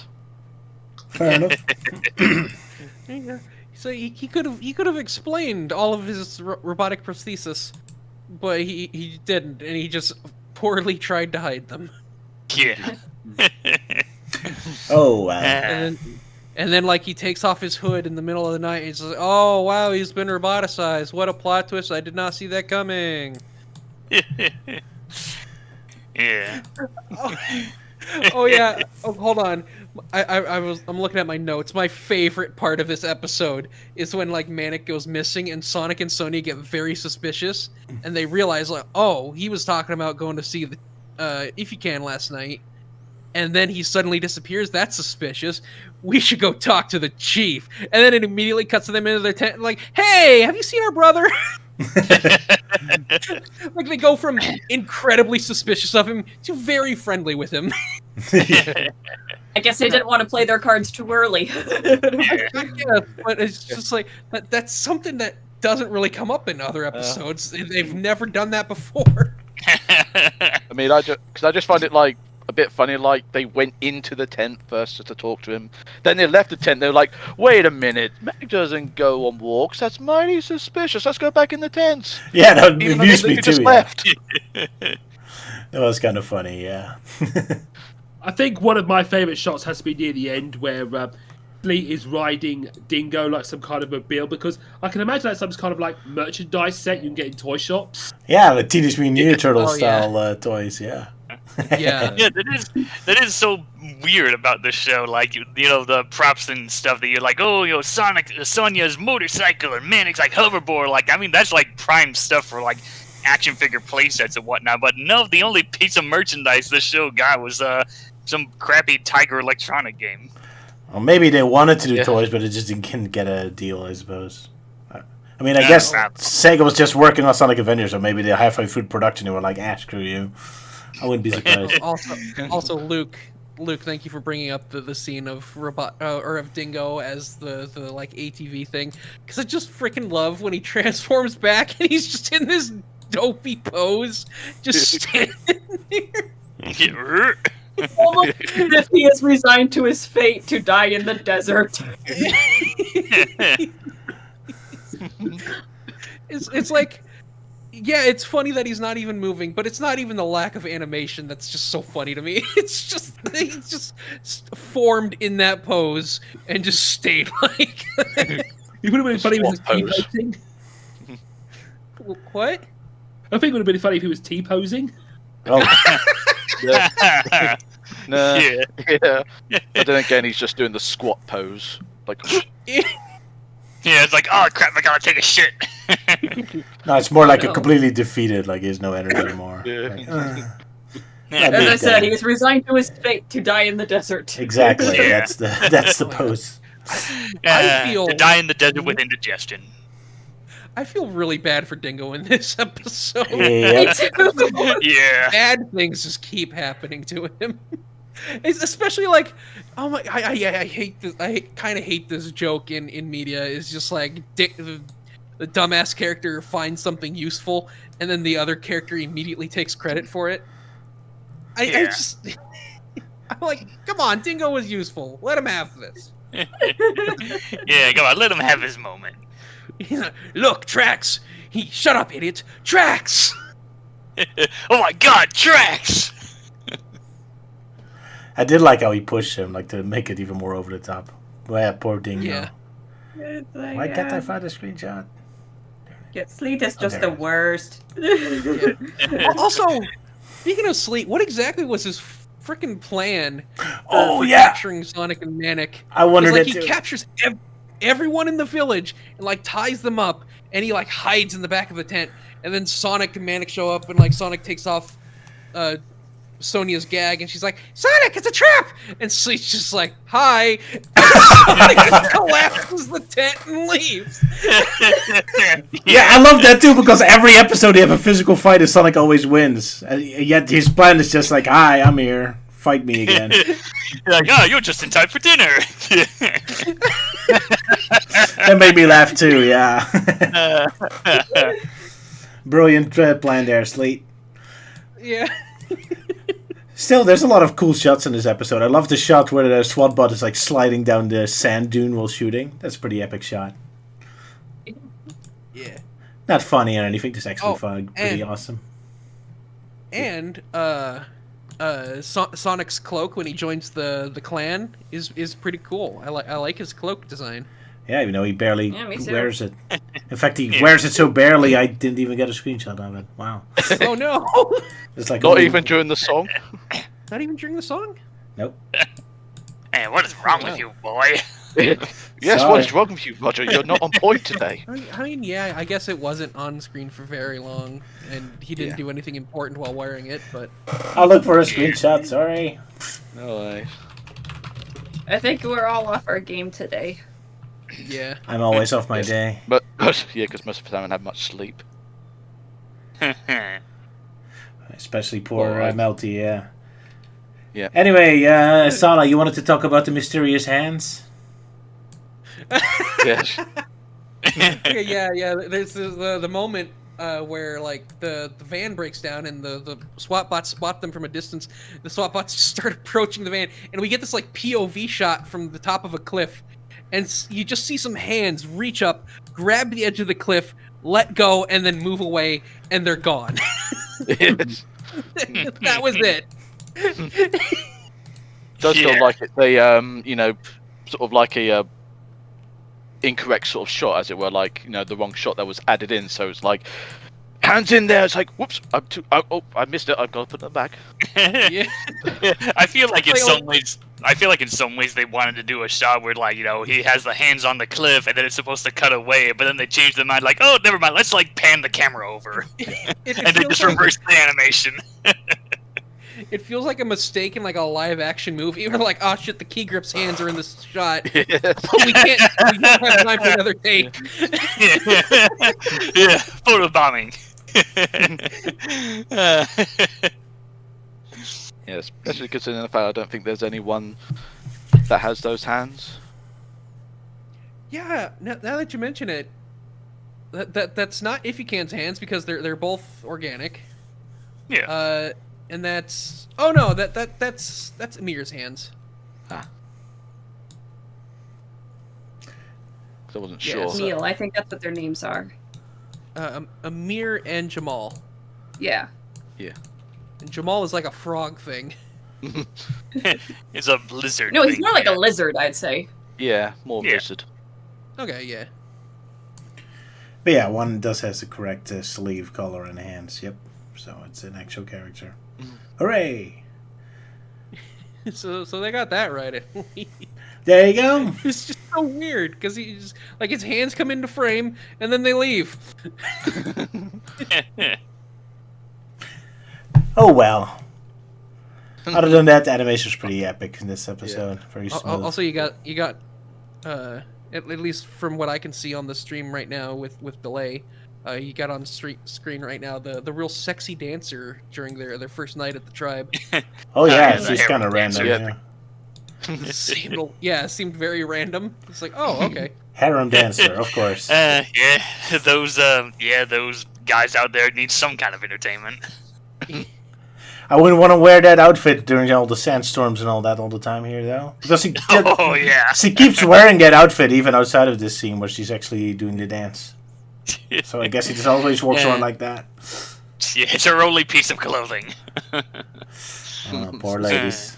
Speaking of, there's the scene where like Sonia's in the van like applying sunscreen and stuff to herself, and it's just like there's like this thing with like animated characters where like if they remove like a piece of clothing, they look naked without it. Like if you've ever seen Scooby-Doo without his collar, he just looks absolutely naked.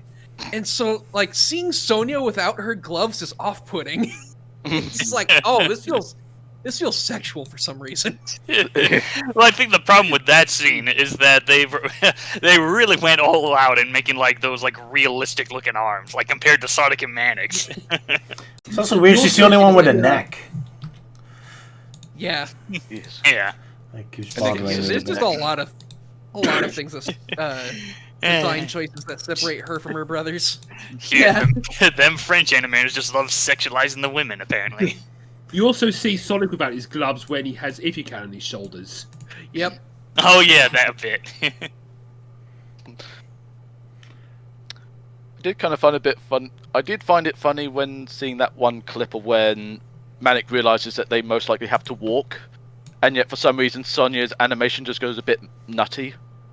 Like her glasses go down and she like blinks rapidly, then the glasses go back up and then they immediately back down again. So it's like, are you right, Sonia? You see something like you're like, wait, what's that over there? Oh, it's nothing. Oh wait, what's it? Like they put Like, the oh, what's prism that? on Like her. she spotted something, but you still don't know what it is. Ooh, something shiny. There's also this shot's tendency to let people smile when they're neutral, even though it doesn't make sense in context. Like when they're confronting the chief, like Sonia's constantly smiling at him, even though they're both angry at him. It's like there's this weird tendency of the show to do that. Oh well. I should. And of course, that one shot of Sonic having quite the big mouth there.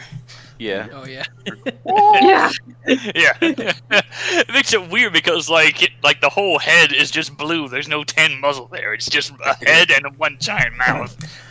Even though that specific still looks awkward, as during its movement, it looks pretty smooth. I love the animation of it itself. Even though, the individual frames look kind of awkward.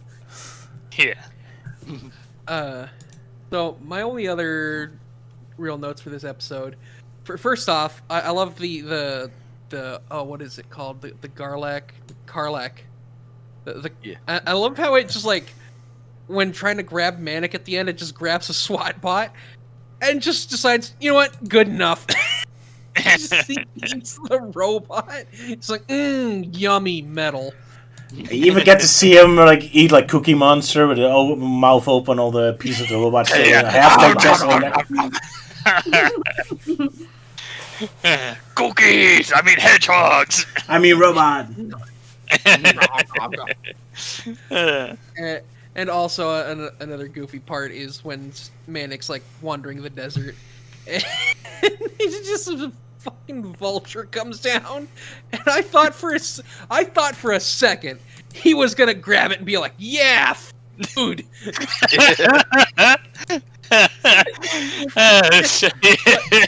Yeah, I thought it was supposed to be the rock bird from Sinbad. Yeah. But instead he just throws sand at it. Yeah. Go away. It's equally funny. Yeah, like, hey, piss off, bird. Buzz off, buzzard. Yeah.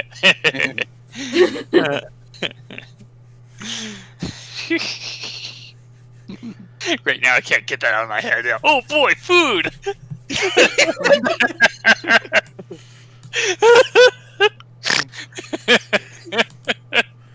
I mean, it would have been funny if like he was actually hallucinating, like literally when the bird just landed, and then it just turned into like a big, completely cooked roast chicken. It's like, all right, food. That would be great. Yeah. Oh man.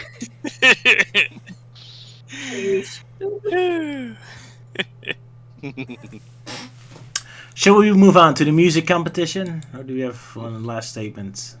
I liked this episode. That was a pretty good episode. Yep. Me Yep. too. I like it too. Yeah. Oh, It's a really good episode. recommendation from everyone except for Luke. No, I liked it. Then a So everyone recommendation likes from this everyone. Why don't you Sure. like it, Luke? So wait, does everyone Stop like being this so episode? negative, Luke. What? I liked it. So everyone likes this episode? Excellent. There you go. Even Shadow gave us his approval. So, Mobius Idol. Mobius Idol. Yeah. There we go.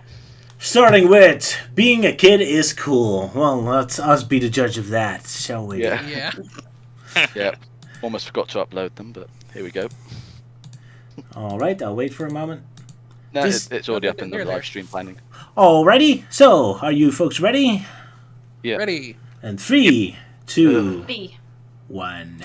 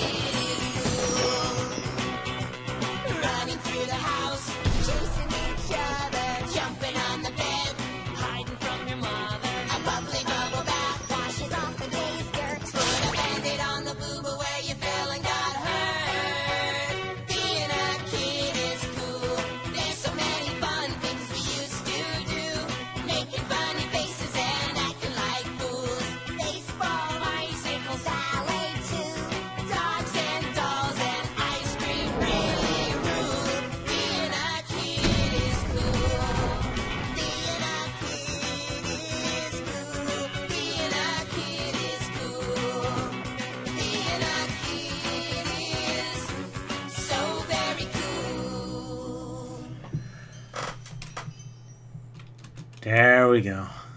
Wasn't Yeah. that exciting? Yeah. I feel like we're gonna have some very differing opinions on this song.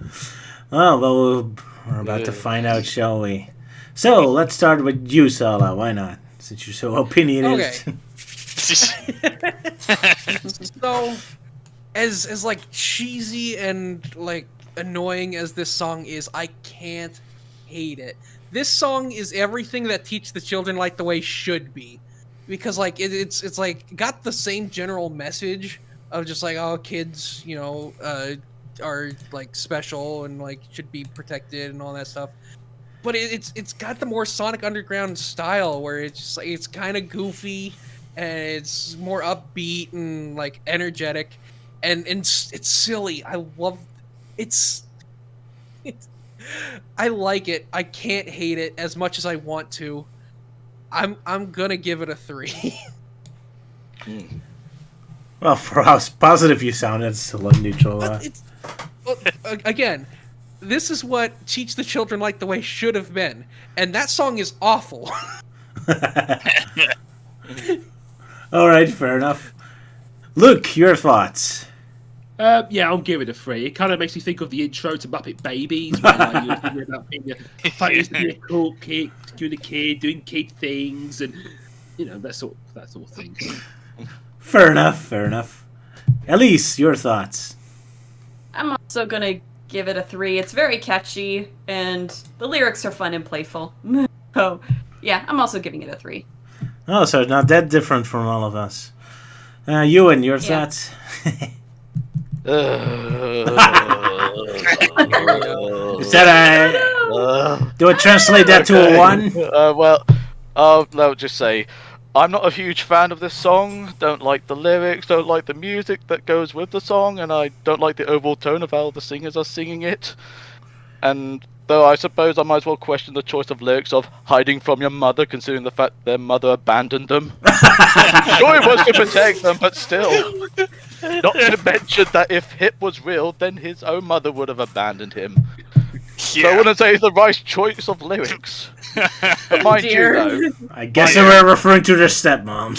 Yeah, but yeah, mind you, Or notice adoptive how moms. the letterbox borders has the choice of like orange with a flickering yellow to represent fire, because this is a song from hell itself. That's how I feel about it. In fact, when I bite the dust, go downstairs to the moment I go through the doors into hell, I'll be greeted by this song. That's when I know I'm in hell. And so basically, it will get a 1, and I shall be very clear that this will be a very low end sort of 1, because I was merciful to let the children light the way, but this one I'm just not going to. It's not the worst song in the world, but for me, it's the worst song in Sonic Underground. I do apologize, but that's how I feel, and I got to be the oddball out in this one, apparently. There you go. Kids are cool, and Euan is hot. Yeah, I mean, he's that detailed, so, And please do not mix those two up. You heard him, Sylvia. Don't mix it up. Me myself, I'll give it a 2. I'm not too. Weirdly enough, I wish I was kind of more annoying because it wasn't kiddie enough. It's kind of generic. I kind of like Manic's singing voice having a bit of a solo, although his lyric indeed doesn't make sense, but it made me laugh. It has really annoying magic sounds at the beginning, kind of annoyed me. But yeah, the song is mostly kind of generic, I guess. I wish it was more annoying, so it was at least more memorable or kids-like, I suppose. And the lyrics are kind of samey and repeating too many times. So there you go. Melty, your thoughts? Well, for me, I'd give this song A 5. Oh, 1. Oh, dear. Oh, he went from neutral to negative all of a sudden. Oh, boy. I guess unlike Euan, who's has real rage with this song, I think mine's a bit more like the kind of old man cynicism, bitterness, being a kid is cool, simpler times, blah blah blah. And I must do mockery show, and I'm dealing with all this adult shit like taxes and jobs and so, How dare you say only kids enjoy ice cream? Me as an adult still enjoy ice cream, darn it. You say you've been starting with a bad childhood. Yeah. Well, no, I had a fine childhood. It's just, just more miss those simpler days, because, especially with my current job, television studio work, so, with how certain stories can be a bit draining on my mental health, but yeah. It just makes it I miss those days. Why can't I be young again? Hit a little too personal. Yeah, a bit too personal. And yeah, the rest of the song, just this weird Muppet Babies knockoff. and as Euan said, the whole line of hiding from your mother makes no fucking sense. Yeah. I guess they would talk about their adapted models, I'm sure. If only the song was called "Being an Adult Was Miserable," then Melty would have enjoyed it. Life's gonna suck when you grow up. When you grow up. I will have to be honest though. When listening to that song, I was frowning the entire time. Legitimately, I was like, ugh. Well, alrighty then. Nothing could be worse than this. Yeah. Especially I'm considering the with fact you the there. overall, especially since the overall score is 13 points out of 30. Yeah. So it's now officially the lowest song. And it's the first one with a average score of below 2.5. Oof. So, but I think that's funny because like I did say this song is everything that Teach the Children Like the Way Should Be, and Teach the Children Like the Way Should Be the worst song in the show. Yeah, it's quite the irony to me with how this episode was my first exposure. So, yeah, the song bits didn't really give me much of a first impression at first. Oh well, at least Sonia looks cute. Was he being silly on the keyboard? Yeah. So you got that. Right, shall we move on to the next song then? Sure. Yeah. Doomsday, True Blue Friend. Sorry, Euan, what's that?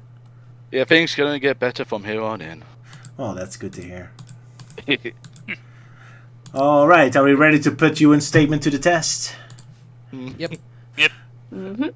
Alrighty, then we count down from 3, 2, and 1.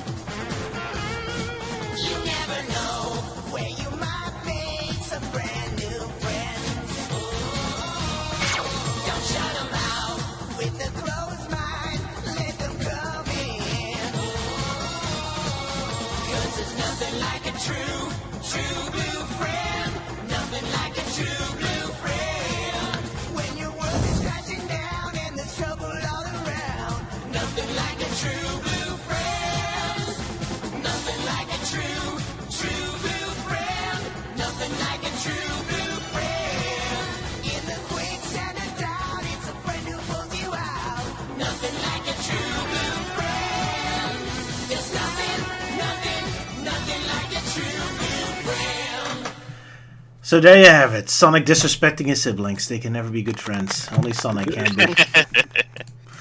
Alrighty then. So, Melty, what do you think? I think the song's like okay, you know, like not as not quite as catchy as Cosmic Dance, but like you know, it's all right. I do like the you know, the drum bits and of course the epic rock guitar thing. So yeah, I think I'd bump this up to I give it a high 3, and the reason for that is mostly just because of If You Can's reaction to the song, where he basically just looks like damn kids and their rock and roll. Alright, fair enough. Euan, did this song improve? Yeah, I overall enjoyed it, and to the beat to it. With the lyrics also good as well. I suppose the only major gripe I would say is maybe the title song replaying quite a bit. There's nothing like a true blue friend sort of thing. Just kept going on a little bit too much. So Yeah. not too much to basically ruin it, but I give it a 4. Alrighty, not too bad. Yeah. Oh jeez, I just suddenly realized, like, the whole song, like, in some ways, is it me, or is it just kind of feels like Sonic Underground's, like, knockoff version of Friend Like Me? Also Blue Friend, yeah, there we go. And Arabian team too, yeah. Yeah. Oh, I just wow. suddenly realized that, yeah. Definitely some connections, sure. Luke, what do you think of A Friend Like Me? So, Yes, I'll give it a 4. I do find the beat very catchy, very rhythmic. Yeah, very enjoyable. alrighty, Sala, your thoughts? I think I'm actually going to give this one a 4. I think it's catchy. It does get a little repetitive, but actually I kind of think it is too short. I wish it was longer. I was vibing to this song. Fair enough. Elise, your thoughts? I am going to give it a 4. I think it's got a really nice beat. I really like that little Arabian vibe it's got going on, and I also like the lyrics as well. And like Sala, I think it could have been a little bit longer.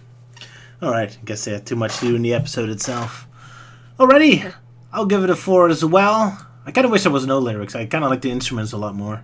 But then text is a little too boring with True Blue and repeating too many times. But other than that, yeah, it's a pretty awesome song. I love it. Love the beat. But now I'm wondering what's wrong with red friends, or pink friends, or green friends. You racists. Darn you. Polka dot friends. Oh, polka dot friends, exactly. Sonic, you narcissist. So yeah, that comes up to 23 points. Yeah, pretty good 23. score. So the Yeah, worst. on par when tomorrow comes, money can't buy, and built for speed. There you go. Of course, built for speed is the opposite of Teach Children Light the Way, where I skewed the results on that one. Yeah, you feel what you feel. Yep. Man, I kind of felt like I was going to be the one that would screw them with the results with being a kid, but no, Euan definitely surprised me. Yeah, Roger. there was half neutral and half negative. Yeah, that was interesting. Alrighty, then it's time for Fleetway, I suppose. Shall we? Yep. Alrighty. It's been a while. Indeed. With Knuckles, three-parter, Roots, and our introduction to Ebony, a fan favorite, I think. Yeah, Yeah, I want to do the synopsis for this one. There you go. Go ahead. Find it. Yeah, just need to find it.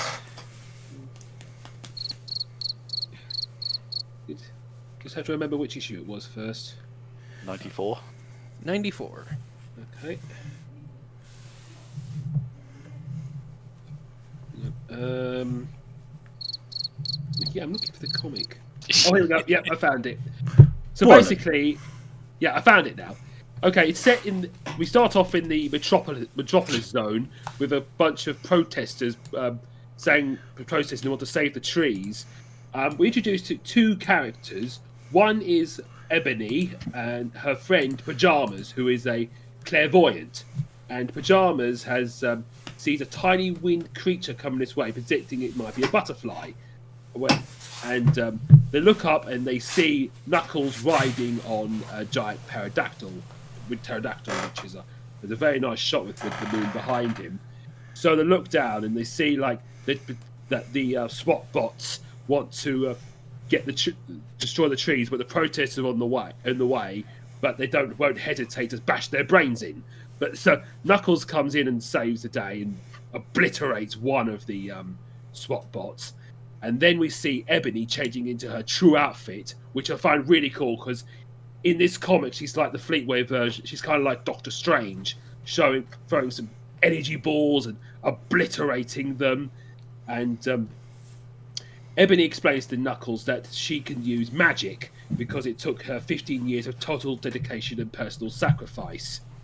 A lot of SWAT bots are coming in, and then they all got turned into loads of scrap, and one of the protesters saying, "Hey, that's pretty cool, like cooler than a cool thing," and the Knuckles is saying that a lot of more badniks will come and things will get really nasty, so they've been told to go back home, but they don't want to go back home because they want to save the trees. And it says, "But what's so special about these trees?" But then the tree's like, "Oh, okay, hello, we're talking trees. Let me explain everything to you, because we're special trees." So, like one of them is kind of like, "I'm the Deku tree." So one of the trees is like, this. Well, Pajamas is saying that this is the Great Elder Tree, and Robotnik wants to clear all the trees so they can build a tower block. And they're talking about, like, you know, I'm a very old tree. I'm like the oldest of the formers. I speak for the trees and all that rubbish. And said, "Oh, we're no more special than the other trees," and you know, and but it's saying like the trees. Talking to the protesters that they should go home, but the protesters said, "No, we want to stay. You're the oldest tree. You must be saved." And but the elder Deku tree said, "No, the return, and we don't want anyone to be hurt." and then these really cool-looking badniks come in, like wearing multicolored armor. One of them's got a cowboy hat or a chef's hat on. One's got cyborgs, and like they look really cool. So like, they know will get one. The one the cool guy said, "Oh, no will get hurt," and the yellow one who kind of looks like Splinter in like yellow armor. So like they both want to get arrested, but then they had a cool magic fight with using like energy rings, and then Knuckles comes in and go like, I'm causing a fight and beating up all the cyborg apes and blasting up, and then one firing a rocket and they say, oh, we should take care of it. No, but one of the missiles goes and obliterates the elder tree right in the face, and all the other trees are like pissed. You're like Treebeard pissed, and it's like no. So like, no, we'll destroy you. Real quick, if I could interrupt you, I just love the panel of the rocket coming right at the Elder, and he looks only mildly concerned. Like, Not again! Well, Yeah. just like, oh dear. Yeah, well, shit. Oh That's not always fun, isn't it? So anyway, all the trees are like starting to uproot themselves and go like, they say, oh, Knuckles saying, oh no, this is impossible, and Ebony's saying like, don't tell me, tell the flipping trees, and like all the trees are like taking back the entire town, and they all got lost in the trees. Okay, let me get to the next part very quickly. Come on, load up. Bear with me one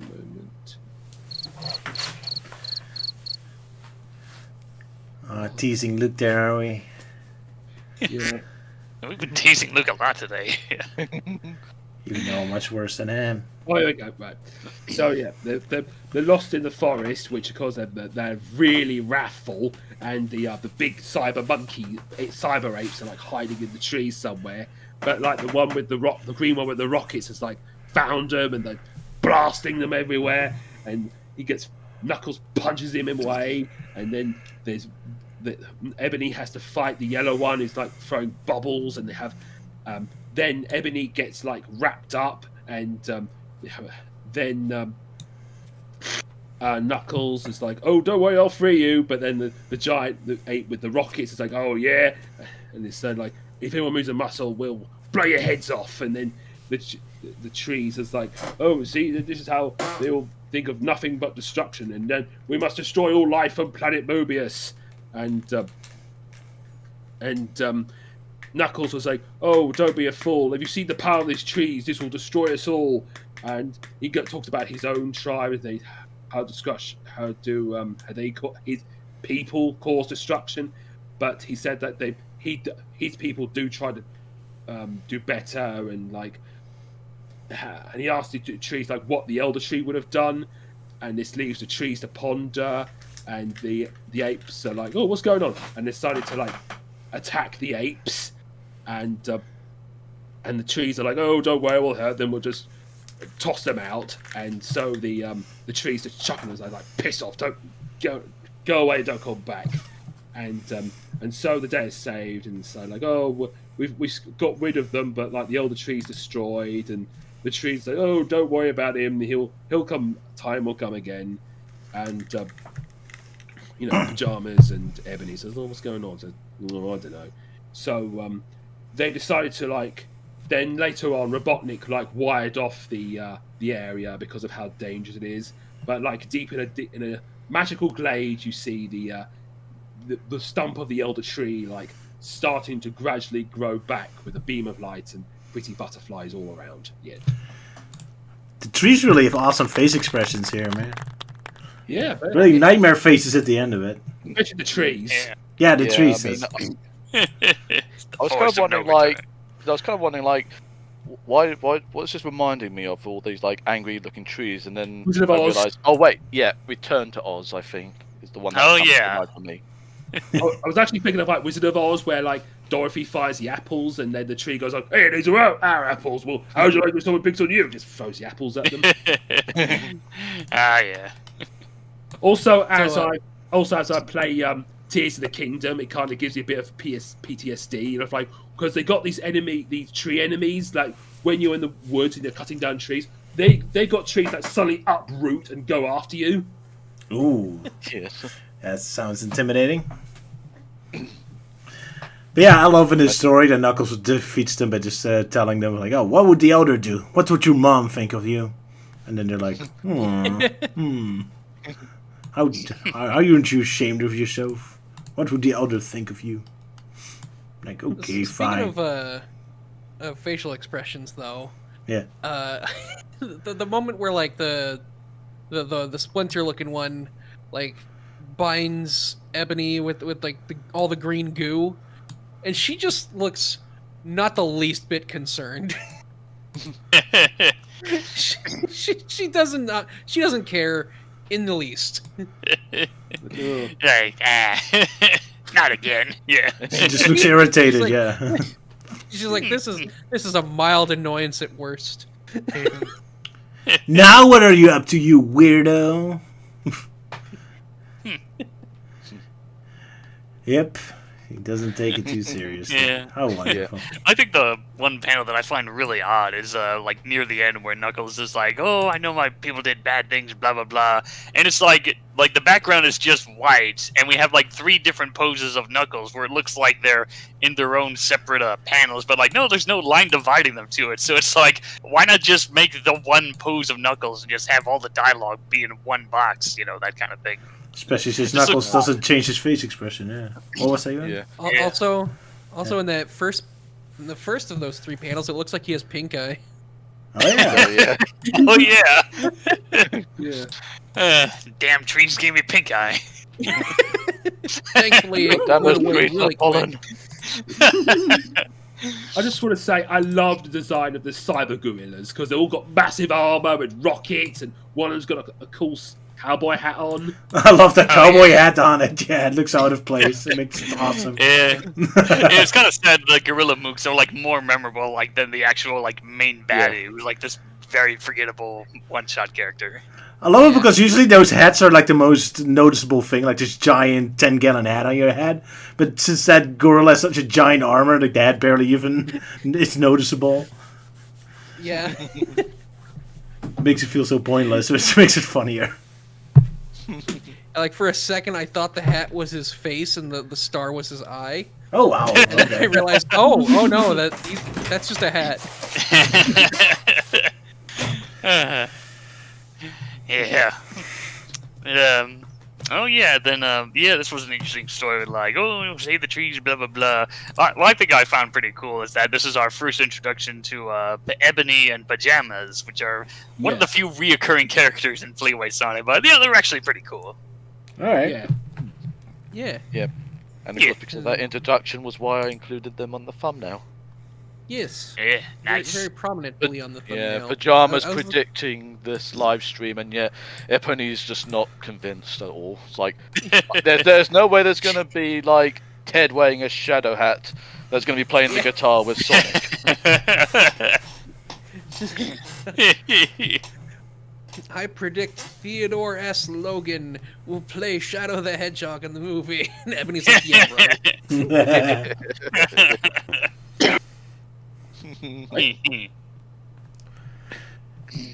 Especially love Robotic really enjoying the music in the background. Yeah, I actually that's think I basically- like Euan's. I think I actually like Euan's designs for them more than their actual designs. Yeah, but I've seen. Sonic fired them up a bit more. Yeah, I've seen some like fan art where they design Ebony to look more like the standard Sonic look, and yeah, like honestly, that kind of looks a bit more better than what the Fleetway artist designed her as. Yeah, they made this realistic cats. Oh well. I mean, that's kind of Fleetway's thing, where they always have to design like the other non-game Sonic characters to be like weird, realistic-looking animals. Yeah. Indeed. Kind of like Sonic Underground, so in that regard, we Europeans just don't respect the Sonic art design, I guess. No respect for our wacky cartoons. It always like, depends on the artist. Godfroth in the comments saying Moby and Fern Gully. Yes, I approve. Now we just need the giant pterodactyl that carried Knuckles in to be voiced by Robin Williams. Oh no! Yeah. Well, I pretty And much the see it as the Mobian version of the attack on Isengard. Yeah. I'm just going to say. Hum, hum. I was going to say like who would play the Tim Curry character in this one then? Yeah. Obviously Robotnik, I guess, because or he's one of the one gorillas. responsible for. Yeah. Wait, Or no. maybe Omen.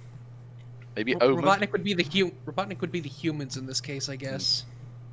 And then maybe Omen, I suppose, the Splinter-like character. Even Yeah. though he just doesn't really do much to actually contribute to the disaster. Yeah. By guess comparison with the closest- gorillas. I guess the closest to the Tim Curry character. Yeah, I guess it would be the mercenaries. Yeah. Oh, absolutely. Looking at the last panel with the stump with all the roots, and the beam of light, and the butterflies, I can imagine that could be a really good place to stick a sword. Just the master sword sticking out of the stump. With the elder tree screaming in pain. Ah! I've already blown up, you don't need to stab me. Or maybe it's in that one Zelda game where like you're trying to pull out the Master Sword and it's draining your health away. It's like, oh, there, it's the Elder Tree getting revenge. In Tears of the Kingdom, you can lose your health by trying to open a door. Oh, really? Oh no, doors, my only weakness.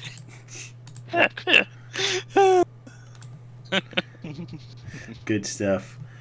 It's a shame it happens off screen. It's kind of weird to think that Fleetway Robotnik would just like fence off the woods and he doesn't want to deal with it. I can't imagine this version of Robotnik ever giving up. Oh well. He But doesn't it's even- like, Yeah. oh, He would Maybe like it's blow just- up those trees in an instant with all his mechs. Well, he could, but I imagine he just doesn't want to risk too much damage happening to Metropolis, and otherwise that's something he's got to repair, because it's like, oh god damn it, I've not done it again. Ah, yeah. Yeah, I do like that Robotnik just gave up and he's like, fine, these plants can live. surprisingly nice of him, quote unquote.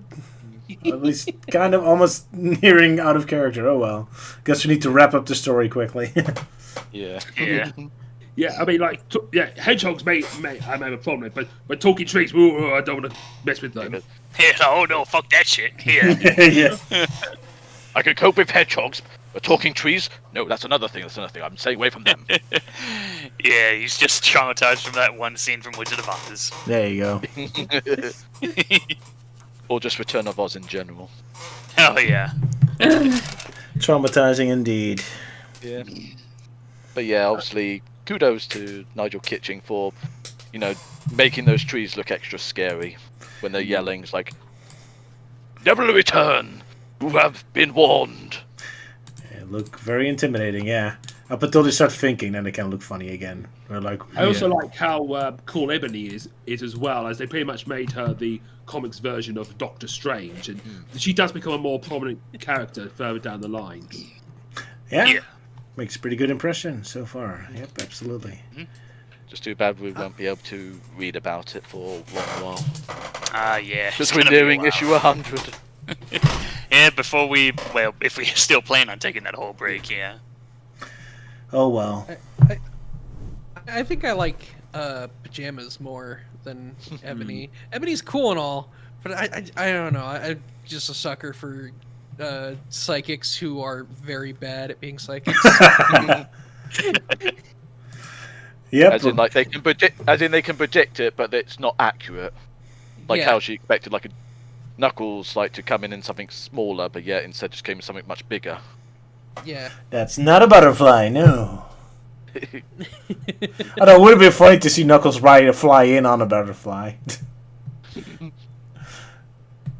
So I imagine, like, he would have to be holding the butterfly by the legs as he just, like, gradually just flies overhead, just looking down. It's like, hi, don't mind me. Hey, if Creep can hold Big the Cat and the Roots can hold on Omega, then why can't the butterfly hang on to Knuckles, right? Or Knuckles There we hang on go. to a butterfly. Yeah. It's just a Sonic Universe Hey. physics. We've already got a bee that can carry a crocodile. And there you go. And a lizard. Yeah, man. It All was at once. And there you go. I'm sure Charmy. Yeah. Hey, go ahead. It's, like now that I think about it, it's kind of sad there really hasn't been any butterfly characters in official Sonic media. Yeah, I think Like, Ian I- Flynn talked about that. Sega really hates insect creatures. So you had to fight really hard to get Jewel from IDW, but it's the only. Yeah, that's just exception they got. that's really one of the aggravating things. It's like, oh, like, yeah, Archie didn't really do it. I mean, there was kind of one character, but it was a very minor one-shot character. And yeah, so like, no insect characters. Jewel has special rights because reasons. And I think another podcast, he also said that aquatic characters are off limits, which is very frustrating because those actually did work in Archie Sonic in like the new canon. And so with Mimic, it just kind of gives me a more cynical view, like, oh, he gets a free pass because of that whole shape-shifting loophole gimmick that he has. I guess so. Sega and their wacky rule sets. Oh well. It's dumb. Yeah, Indeed so it is. Full dumb. disclosure, Mimic annoys me. Yeah. Yeah, well, if it makes you feel better, I'm not that big a fan of Mimic either. Yeah, well, mostly because he did my boy dirty. So- Oh, yeah, but yeah, that's definitely for another time. Yeah. Did we talk about the story of? Oh no, we stopped at the Metal Virus arc, so there's quite a lot of things that have happened since we took a break from that. Because I did make a parody of that story, I think. But it's Tangle and Whisper, right? Just the mini series. Yeah, just the mini series. With Oh, he Mimic's, showed up more original often. picture. Yeah. Yeah, he showed up more often, which, yeah, now he's, sort of being active, although right now the main series is kind of in hiatus because to focus on the, Knack the Weasel spin-off thing, especially when they advertised it in one of the issues. But yeah, the Knack thing's going on, and then the series will continue normal after that. I just don't like that Mimic stole my eyes. Ooh. They took my fucking eyes! They took my fucking eyes! Just be grateful you don't have his mouth. Yeah, That's the creepy mouth. Jack Skellington. Yeah, that Jack Skellington mouth. Yeah. All stitched up or whatever it's supposed to be. Yeah. No, he just needs more water. Dry lips. Yeah. Ooh, that's gonna cut. Yeah, just let Sonic help him out because he almost drowned his brother out there with that episode. Oh yeah. Oh, we didn't talk about that. Oh well, too Yeah. late now. Yeah. Oh Well, I well. did at least mention it. You did mention it. Well done. It's just blondly shoving all the water in his face. It was funny, yeah. But anyway, back to Fleetway. I guess we move on to the next Yeah. one. Yep. Onto the individual stories that, in some ways, they are kind of connected. Kind of, yeah. Evil Destruction, I think, is first. Yep. Yeah. Anyone wants to do synopsis of Sonic versus the Hulk? I can do this one. You're the comic book guy. You do the Hulk. Yeah, well, yeah. Even though Euan's definitely more of the Fleetway expert. Well, all right, so, shit, hold on. Yeah, to grab her. To get whatever the page it is that we Oh, need so to. it was me. Vengeance! Luke has his vengeance. Okay, now I'm ready. So, right, the Eve of Destruction. So, right, it starts off with the Sonic and the Chaotix in a tussle against this big purple guy. It's like, oh, it's the the infragable Crunk. It's like, oh nope, it's some guy named Hulk. So, right. So, but before all that, we start off with a bit of backstory. So it turns out this random scientist guy, Bob Bobble, best name ever, who's boring everyone at the New Year's Eve party with his scientific babbling, and everyone's like, "Oh, you're boring. Come on, let's loosen up." And of course, Bob's all insulted, like, "Oh, no one's nerdy enough like me." So he decides to whip out his latest invention, the Delta Ray machine, to give himself some muscles or something. Yeah. Was it? Once I zap myself with the rays, I'll have the muscular build of a Bronze Beach patrol guard. So yeah, I guess he just really wants the ladies. But right, so he zaps himself with the ray, but then the remote that he activates it falls out of his hand, and he's unable to shut it off, and becomes pretty big, and then he becomes this big hulking thing where, like, at first he's shocked about it, but he's like, oh, you know what, I'll go on a rampage. No, wait, hold on. Yeah, As you do.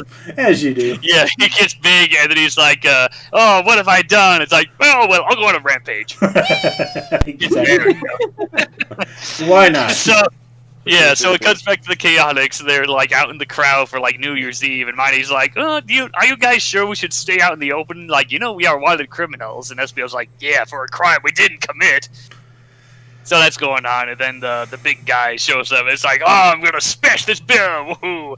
So he tosses it down, and Sonic somehow spins around so much to try and, like, make the bell, like, gently fall, or at least not crash that big into the ground, so that it stays intact. And of course, yeah, the big guy's not impressed by it, and so the Bolt guy is, like, fighting them and whatnot, and somewhere around that we get his reveal name, or at least the name he decides to adopt himself, you know. The Indestructible Bulk. Yeah, the Indestructible Bulk. It's the stupidest name ever. But right, so they're fighting it off, and then they find out, like, oh yeah, that's the Bob Bobble guy. So Vector runs off while Sonic's like, oh yeah, thanks for letting me do all the work, asshole. So they're fighting a bit, and then suddenly the Bolt guy becomes, like, bigger, and it turns out Vector pulled out the Delta Ray, and he mentions some, like, random technical battle. Oh, I reverse the polarity, the neutron flow, blah blah blah. Then he shoots the Bolt guy, who becomes, like, even more bigger and becomes more, like, immobile because of his muscles, like, growing. And then he explodes and somehow reverts back to normal, now being pantsless and whatnot. So, like, oh hey, I'm back again. I'm a scientist, yay! And then Sonic destroys the machine. He's like, no, all my work gone. And then Sonic's like, pretty much does the same thing with that Dr. Frost guy back then. It's like, oh, why don't you make your stuff for good? It's like, oh, okay. But first, I want to battle on. It's like, shut up, shut up, nerd. It's New Year's. Go have a party or whatnot. And then it ends. So remember, boys and girls, don't be a nerd on New Year's Eve. Oh, nice. So a few things I want to mention about this. First off, no, Marvel lawyers, this is definitely not the Hulk. He's got purple skin and green pants. Yeah. Which is weird, by the way, because, like, Bob Bobble was wearing black pants. So, like, I guess it's his underwear or something. Inverted colors to the Hulk. Maybe he, like, went and got a green soda as the Bulk, or I don't know, like, spilled it. Oh no, wait, no, it turns green after the transformation, so never mind. The joke doesn't work. Yeah, they're just suddenly green. Yeah. Maybe the also, Delta, maybe the Delta rays have just changed the color from black to green for no reason. Yeah. Why also, not? I love the freaking resolution of this. Is just Vector's like, oh yeah, give me 5 seconds, and he walks off panel, comes back with the machine. He's like, I fixed it. Yeah. I repaired the machine. I repaired the machine. Yeah. I know how it works. Remember how I started this stream? They talking about. Yeah, of course, Defected knows that. I started this stream talking about my colleague that talks so much and repeated the same story that everyone knew about it. I guess this Bob is the same guy. Like, he was at the party boring everyone with the same story. That even Vector memorized it. But oh yeah, I remember that guy talking about his super laser machine. Vector literally wasn't even gone for an entire page. Yeah, it's like, oh, I'm gonna get something. Like, okay, I'm back. Yeah. He knows immediately where he lives. He knows what machine it exactly was. He knew exactly which batteries to turn around. Yep. Yeah. He's a detective, all right. Yeah, like, you ain't the only fast one around here, Sonic. Yeah. I say it's more like, how convenient his laboratory is only 3 panels away. Yeah. Also, a really weird thing is that, like, so Bob Bobble is at this, like, party bragging to this girl about what his research is going to do, but then, like, he gets upset, so he leaves, and his machine is already finished.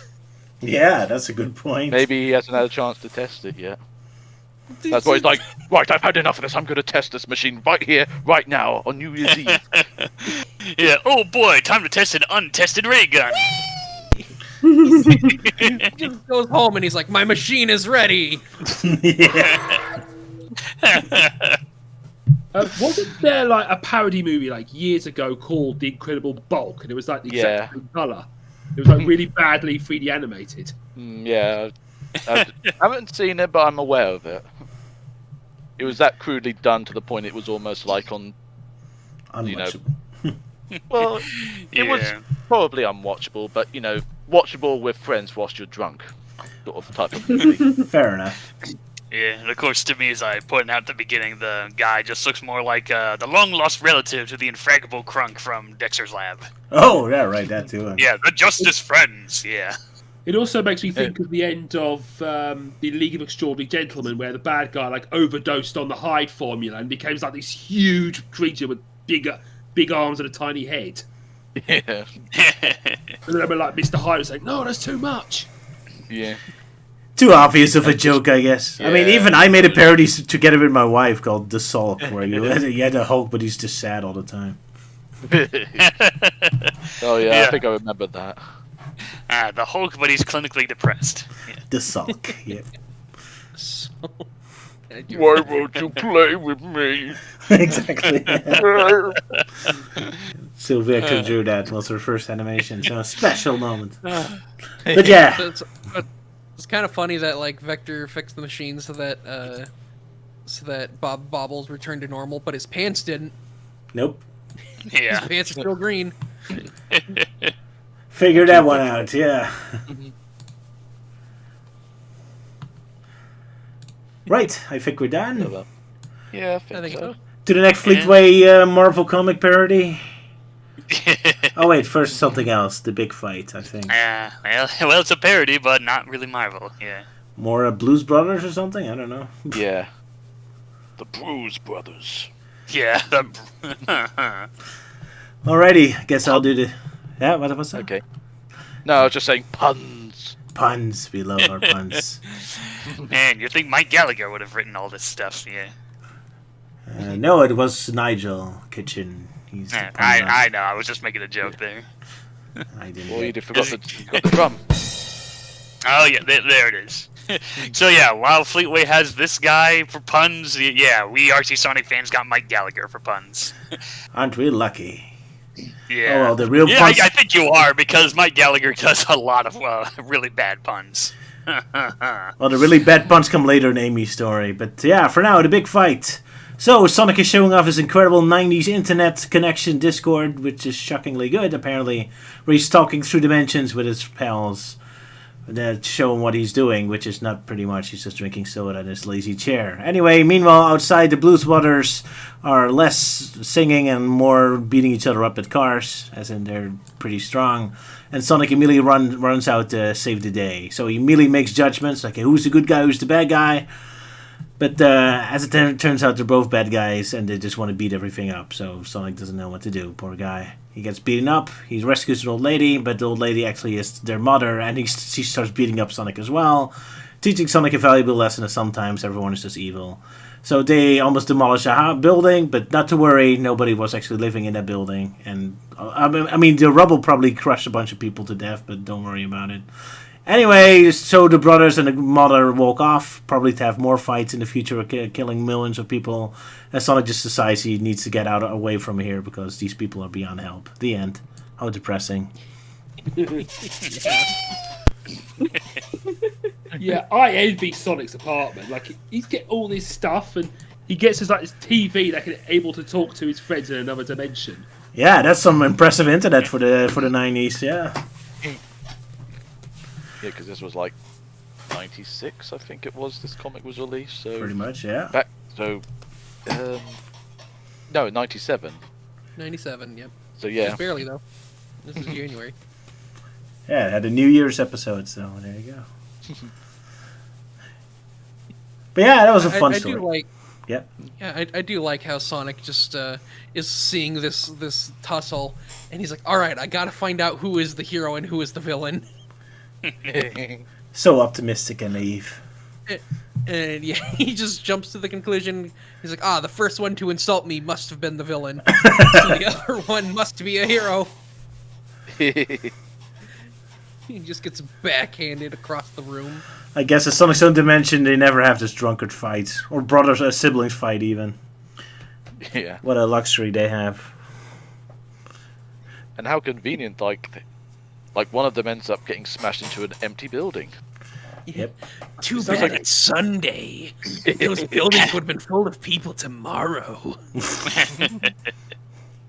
Also, if you notice one of the citizens, what kind of looks like one of Donald Duck's nephews, but with a cool mohawk. Yeah. Oh, Mr. yeah. T-Duck. Oh, it's their long lost twin. Bluey. It also makes you think of this puppet character we used to have called Ed the Duck, except he had a green mohawk. Oh, okay. I wouldn't be surprised if that's a reference to him. Yeah, now that I look at it, he does really stand out of the crowd because, like, most of the others kind of have like these very small, like, beady eyes, like, well, except for the rabbit dude. But yeah, he just shows up like, wait, this isn't Duckburg. I love the person on the right with a big smile. Guess he or she is enjoying the carnage. Oh yeah, it looks like someone from the Beatles.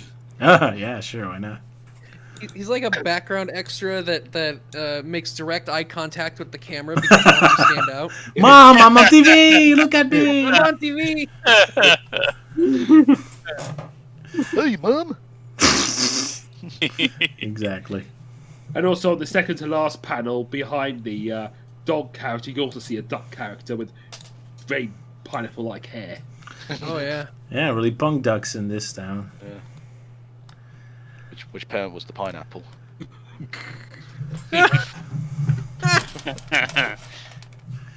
Oh, no. Don't put them on a pizza. Yeah, we would have the discussion in the chat. Yeah. Pineapple pizza, it Duck never ends. pizza. Peking duck. pizza. Yeah, pineapple on pizza, yeah.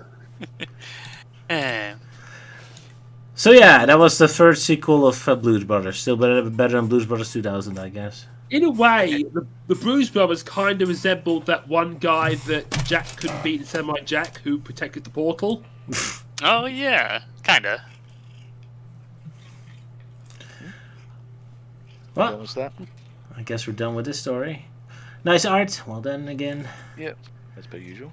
As per usual. Oh, I didn't prepare this one correctly. Whoops. But yeah, Amy and Techno. What a surprise! It's just upside down. I fix it in a second. Okay, did we do? Were we doing Amy's Adventures Out for a Spin too?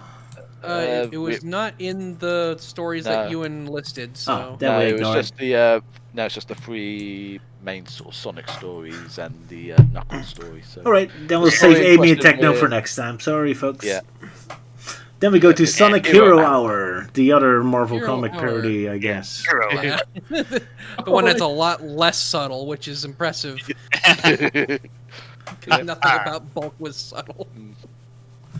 As well as introduction to, I'm assuming, a new artist, I suppose, Andy Pritchett. Pritchett? Yeah. All right.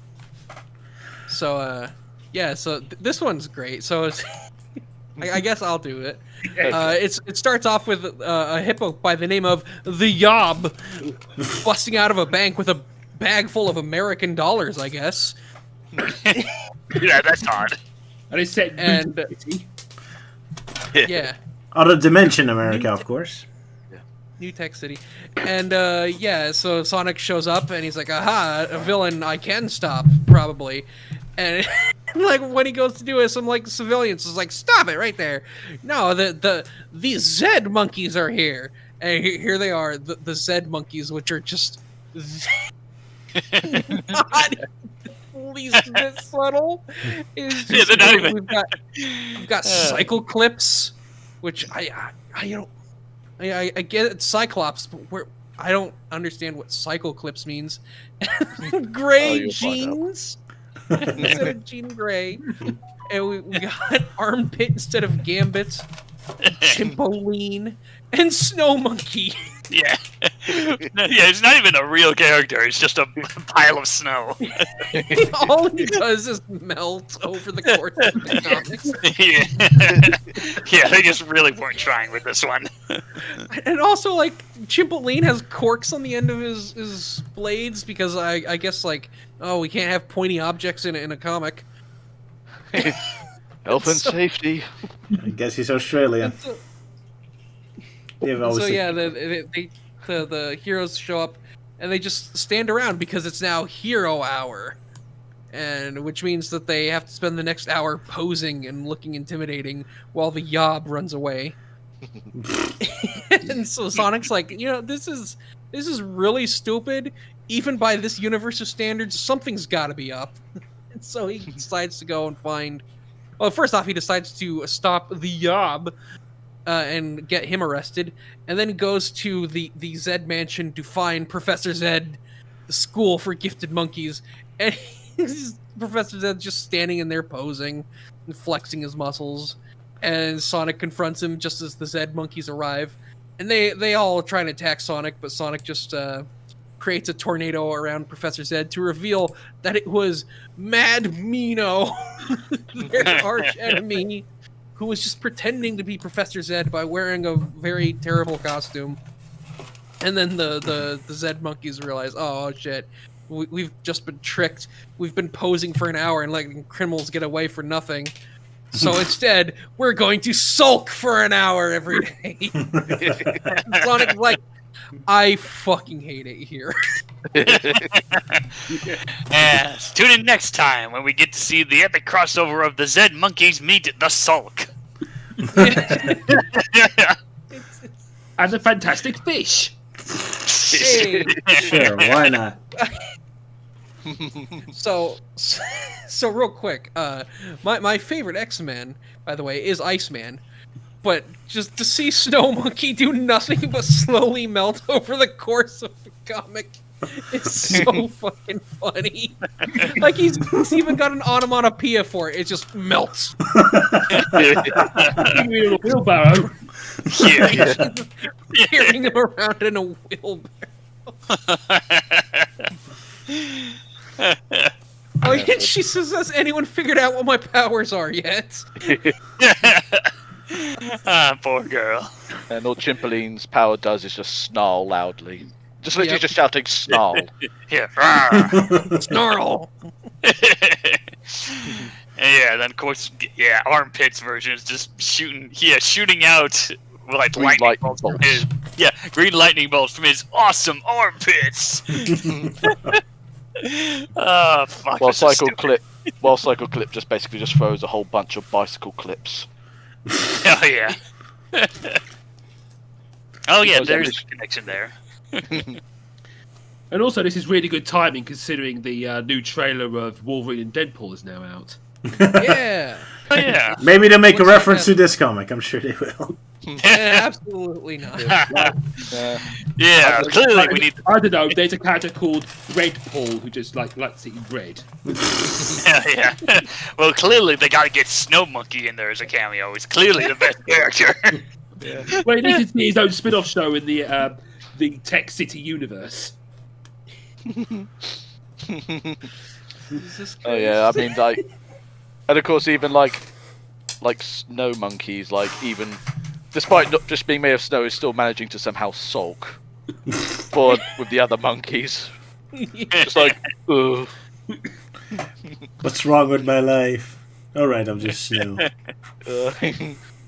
Life is depressing. Also the image of Sonic running away from them at the end is really weird. I've never seen him in like ball form, but with like the spinny legs as well. Oh yeah, that's so weird. Like he's a weird car, yeah. Yeah, he just turned into a car. It's this weird like combination of running and spin dashing. I guess this episode was so stupid that he himself couldn't even move properly anymore. Like the stupidity was just starting to affect him as he was leaving. Like, I gotta get out of here. That's why he needs to leave as soon as possible. It's affecting him. I just love the panel where after Arbit looks at the time, Drage's just eyes just bolt out. Exactly. Oh, yeah.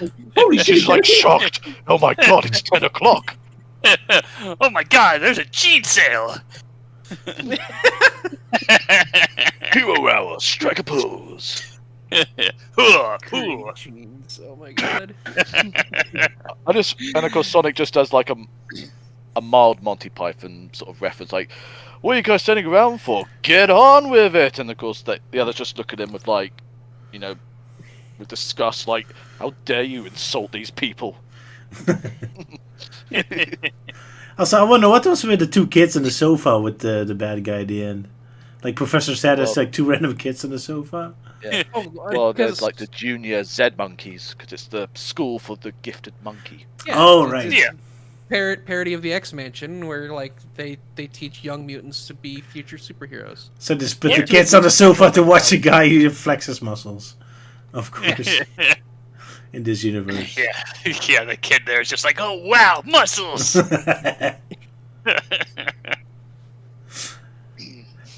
Yeah, I mean, Sonic Fleetway loves their parodies. Just the most blatant one of them, yeah, where it's just pure Yeah. parody silliness. Oh, yeah, this is the most stupid parody they've done, yeah. Oh, you haven't seen anything yet, mate. Oh, Oh, it gets better. Later on, there's going to be a parody of a very obscure British TV show. Oh, then we Oh, definitely yeah, don't that get one. any of the jokes. Yeah, I want to read that one because it is so insane. Oh yeah, I think I know the one you're referring to, but... And I think it will make a very perfect, like, thumbnail picture. Okay. Okay. I'm really looking forward to it now. I don't know what's going to happen, but I'm looking forward to it. This was a pretty good one, at least, yeah. Good stuff.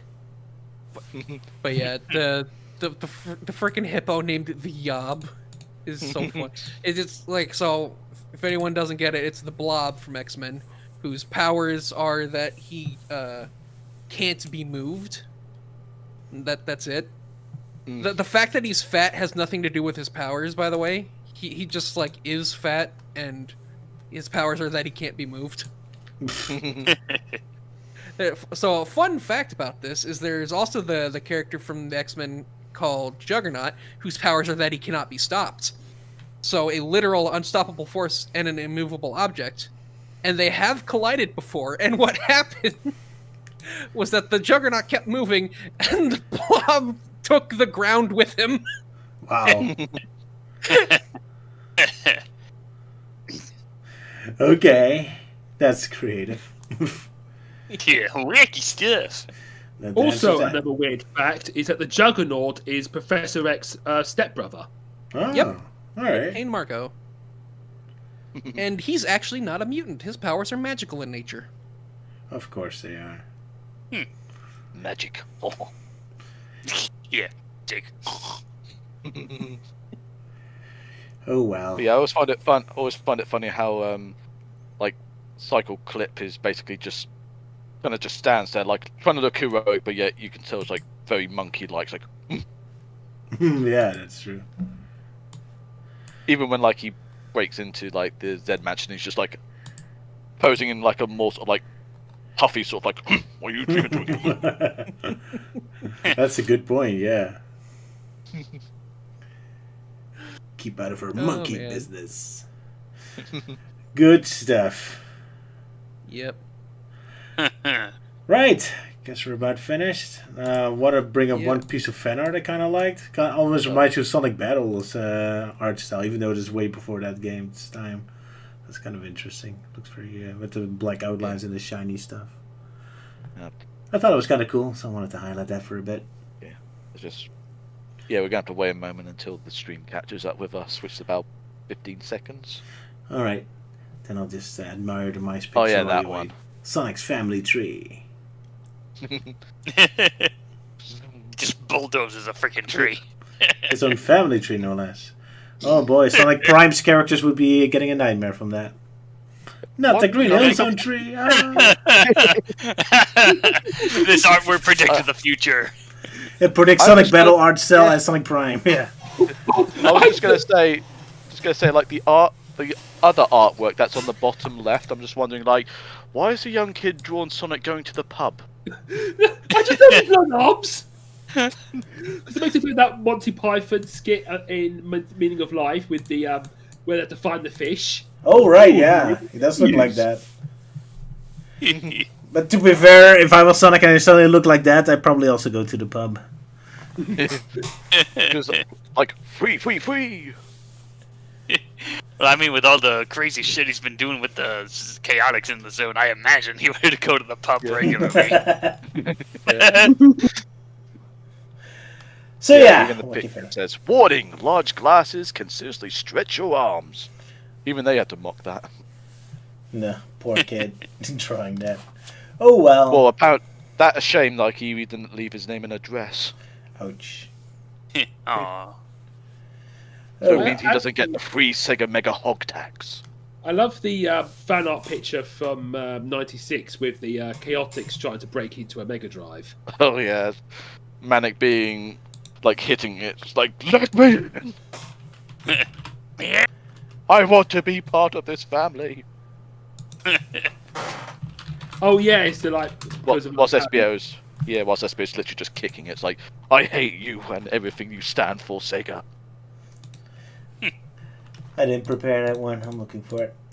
Yeah, it's maybe because of how their game won't work without a 32x add-on. Yeah. How dare they? But anyway, I guess that means our stream is about over. Any final statements to say?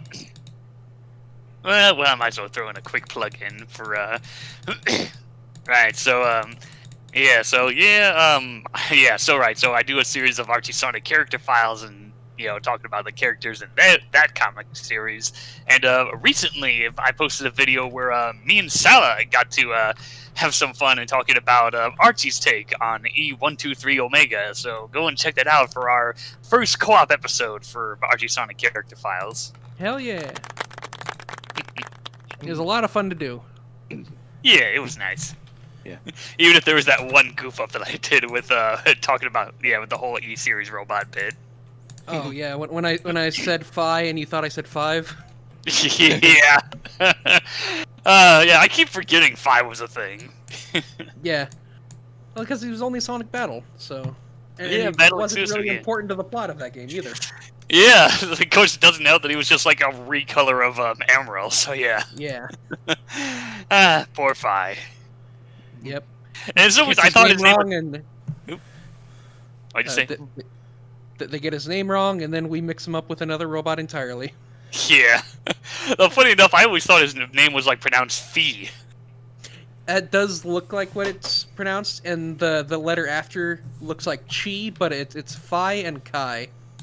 Oh, alright. Yeah, it makes sense. I think the letter Kai actually comes up in Kingdom Hearts, doesn't it? Well, it's more like the Keyblade or the Chi Yeah, blade, or the Keyblade. Kai blade. Yeah, Kai but they blade. spell it Kai Blade. Yeah. Yeah, well, I do kind of bring out like both Well, it's usually key, but they do bring it up both pronunciations. Like key, an ancient symbol. Some say Some Kai, say but Kai, it means but the same. meaning is the same. Yeah,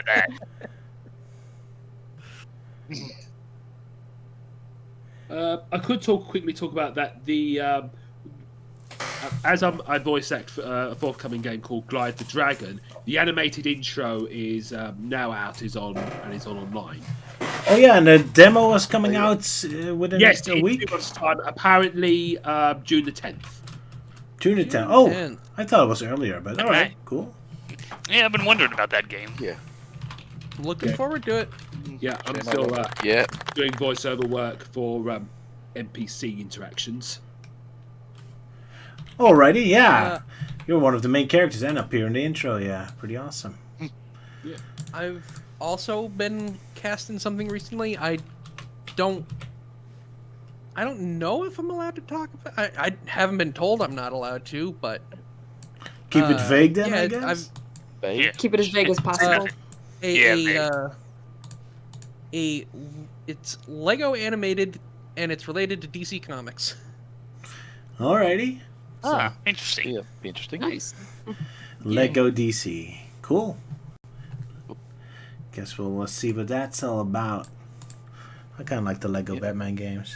Although I haven't played the third one. It was a little too abstract looking for me. Yeah, I was casted as Alfred in 3 different Lego Batman animations. Oh yeah, we showed that before. That's what's right. Those Oh, weird black yeah, and that white was- ones. Yeah, I think I remember you bringing that up like in the stream years ago, and you got pretty mad that Roger didn't watch one of them at the end, so he missed out on the cameo. Yep. Oh well. So I guess that's something Luke and I got in common now, as we've both been in Lego DC projects. Hey, Funny how that goes. And Elise have been drawing Yep, the for a legacy. Sonic photo. Legacy height chart. I've only got 2 characters so far, but I am working on the others. Fair enough.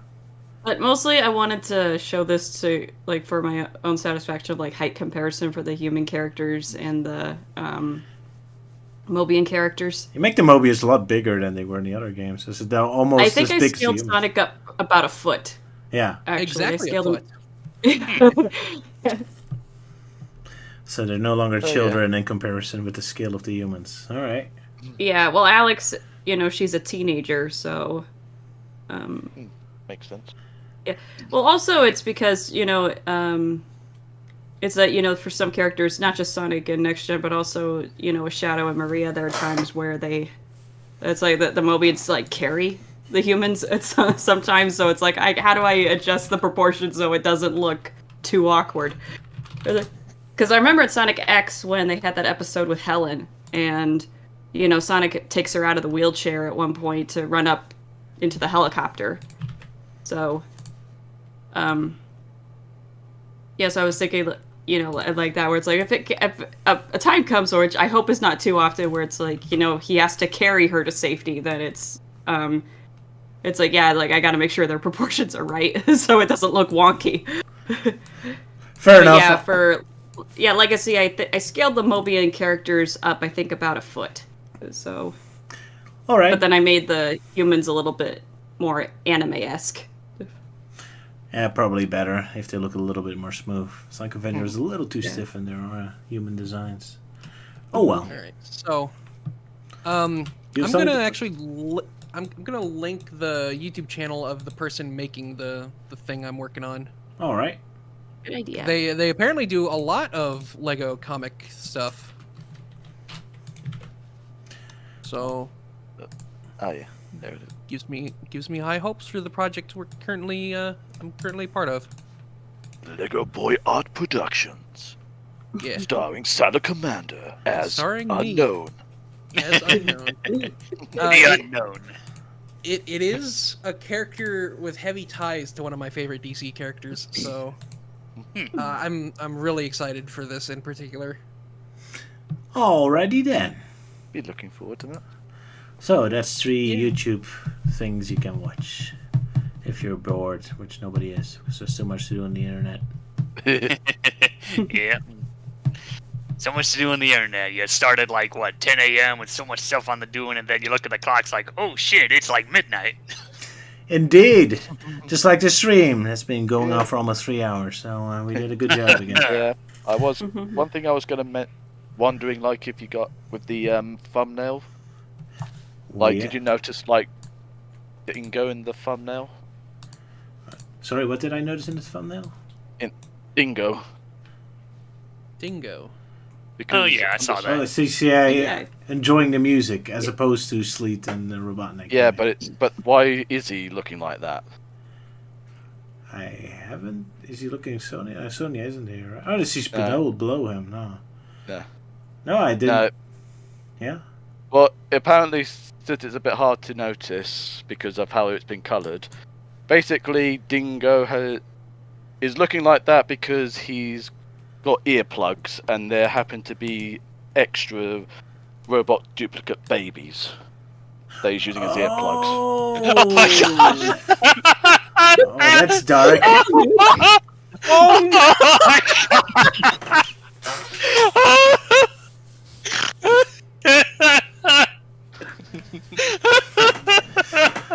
That's a dark detail.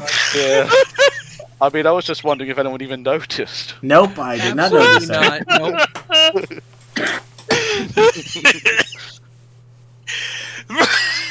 Oh well, I mean, he's obviously got to use those like extra babies somehow, since they're no longer going to be used for anything else. Use them as earplugs. And so we end our stream on yet another baby violent joke. How cruel we are.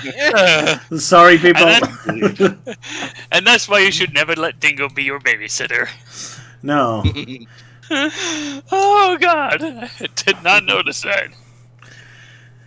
So, my well wishes for all robot babies out there, and good night. That is awful. Yeah, goodbye. Cheerio. See you guys later. Doodle pip. Excellent! 69, dudes! Oh, go to bed. Oh.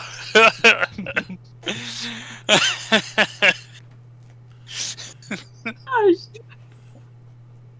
I was seriously wondering if anyone even noticed. Apparently not.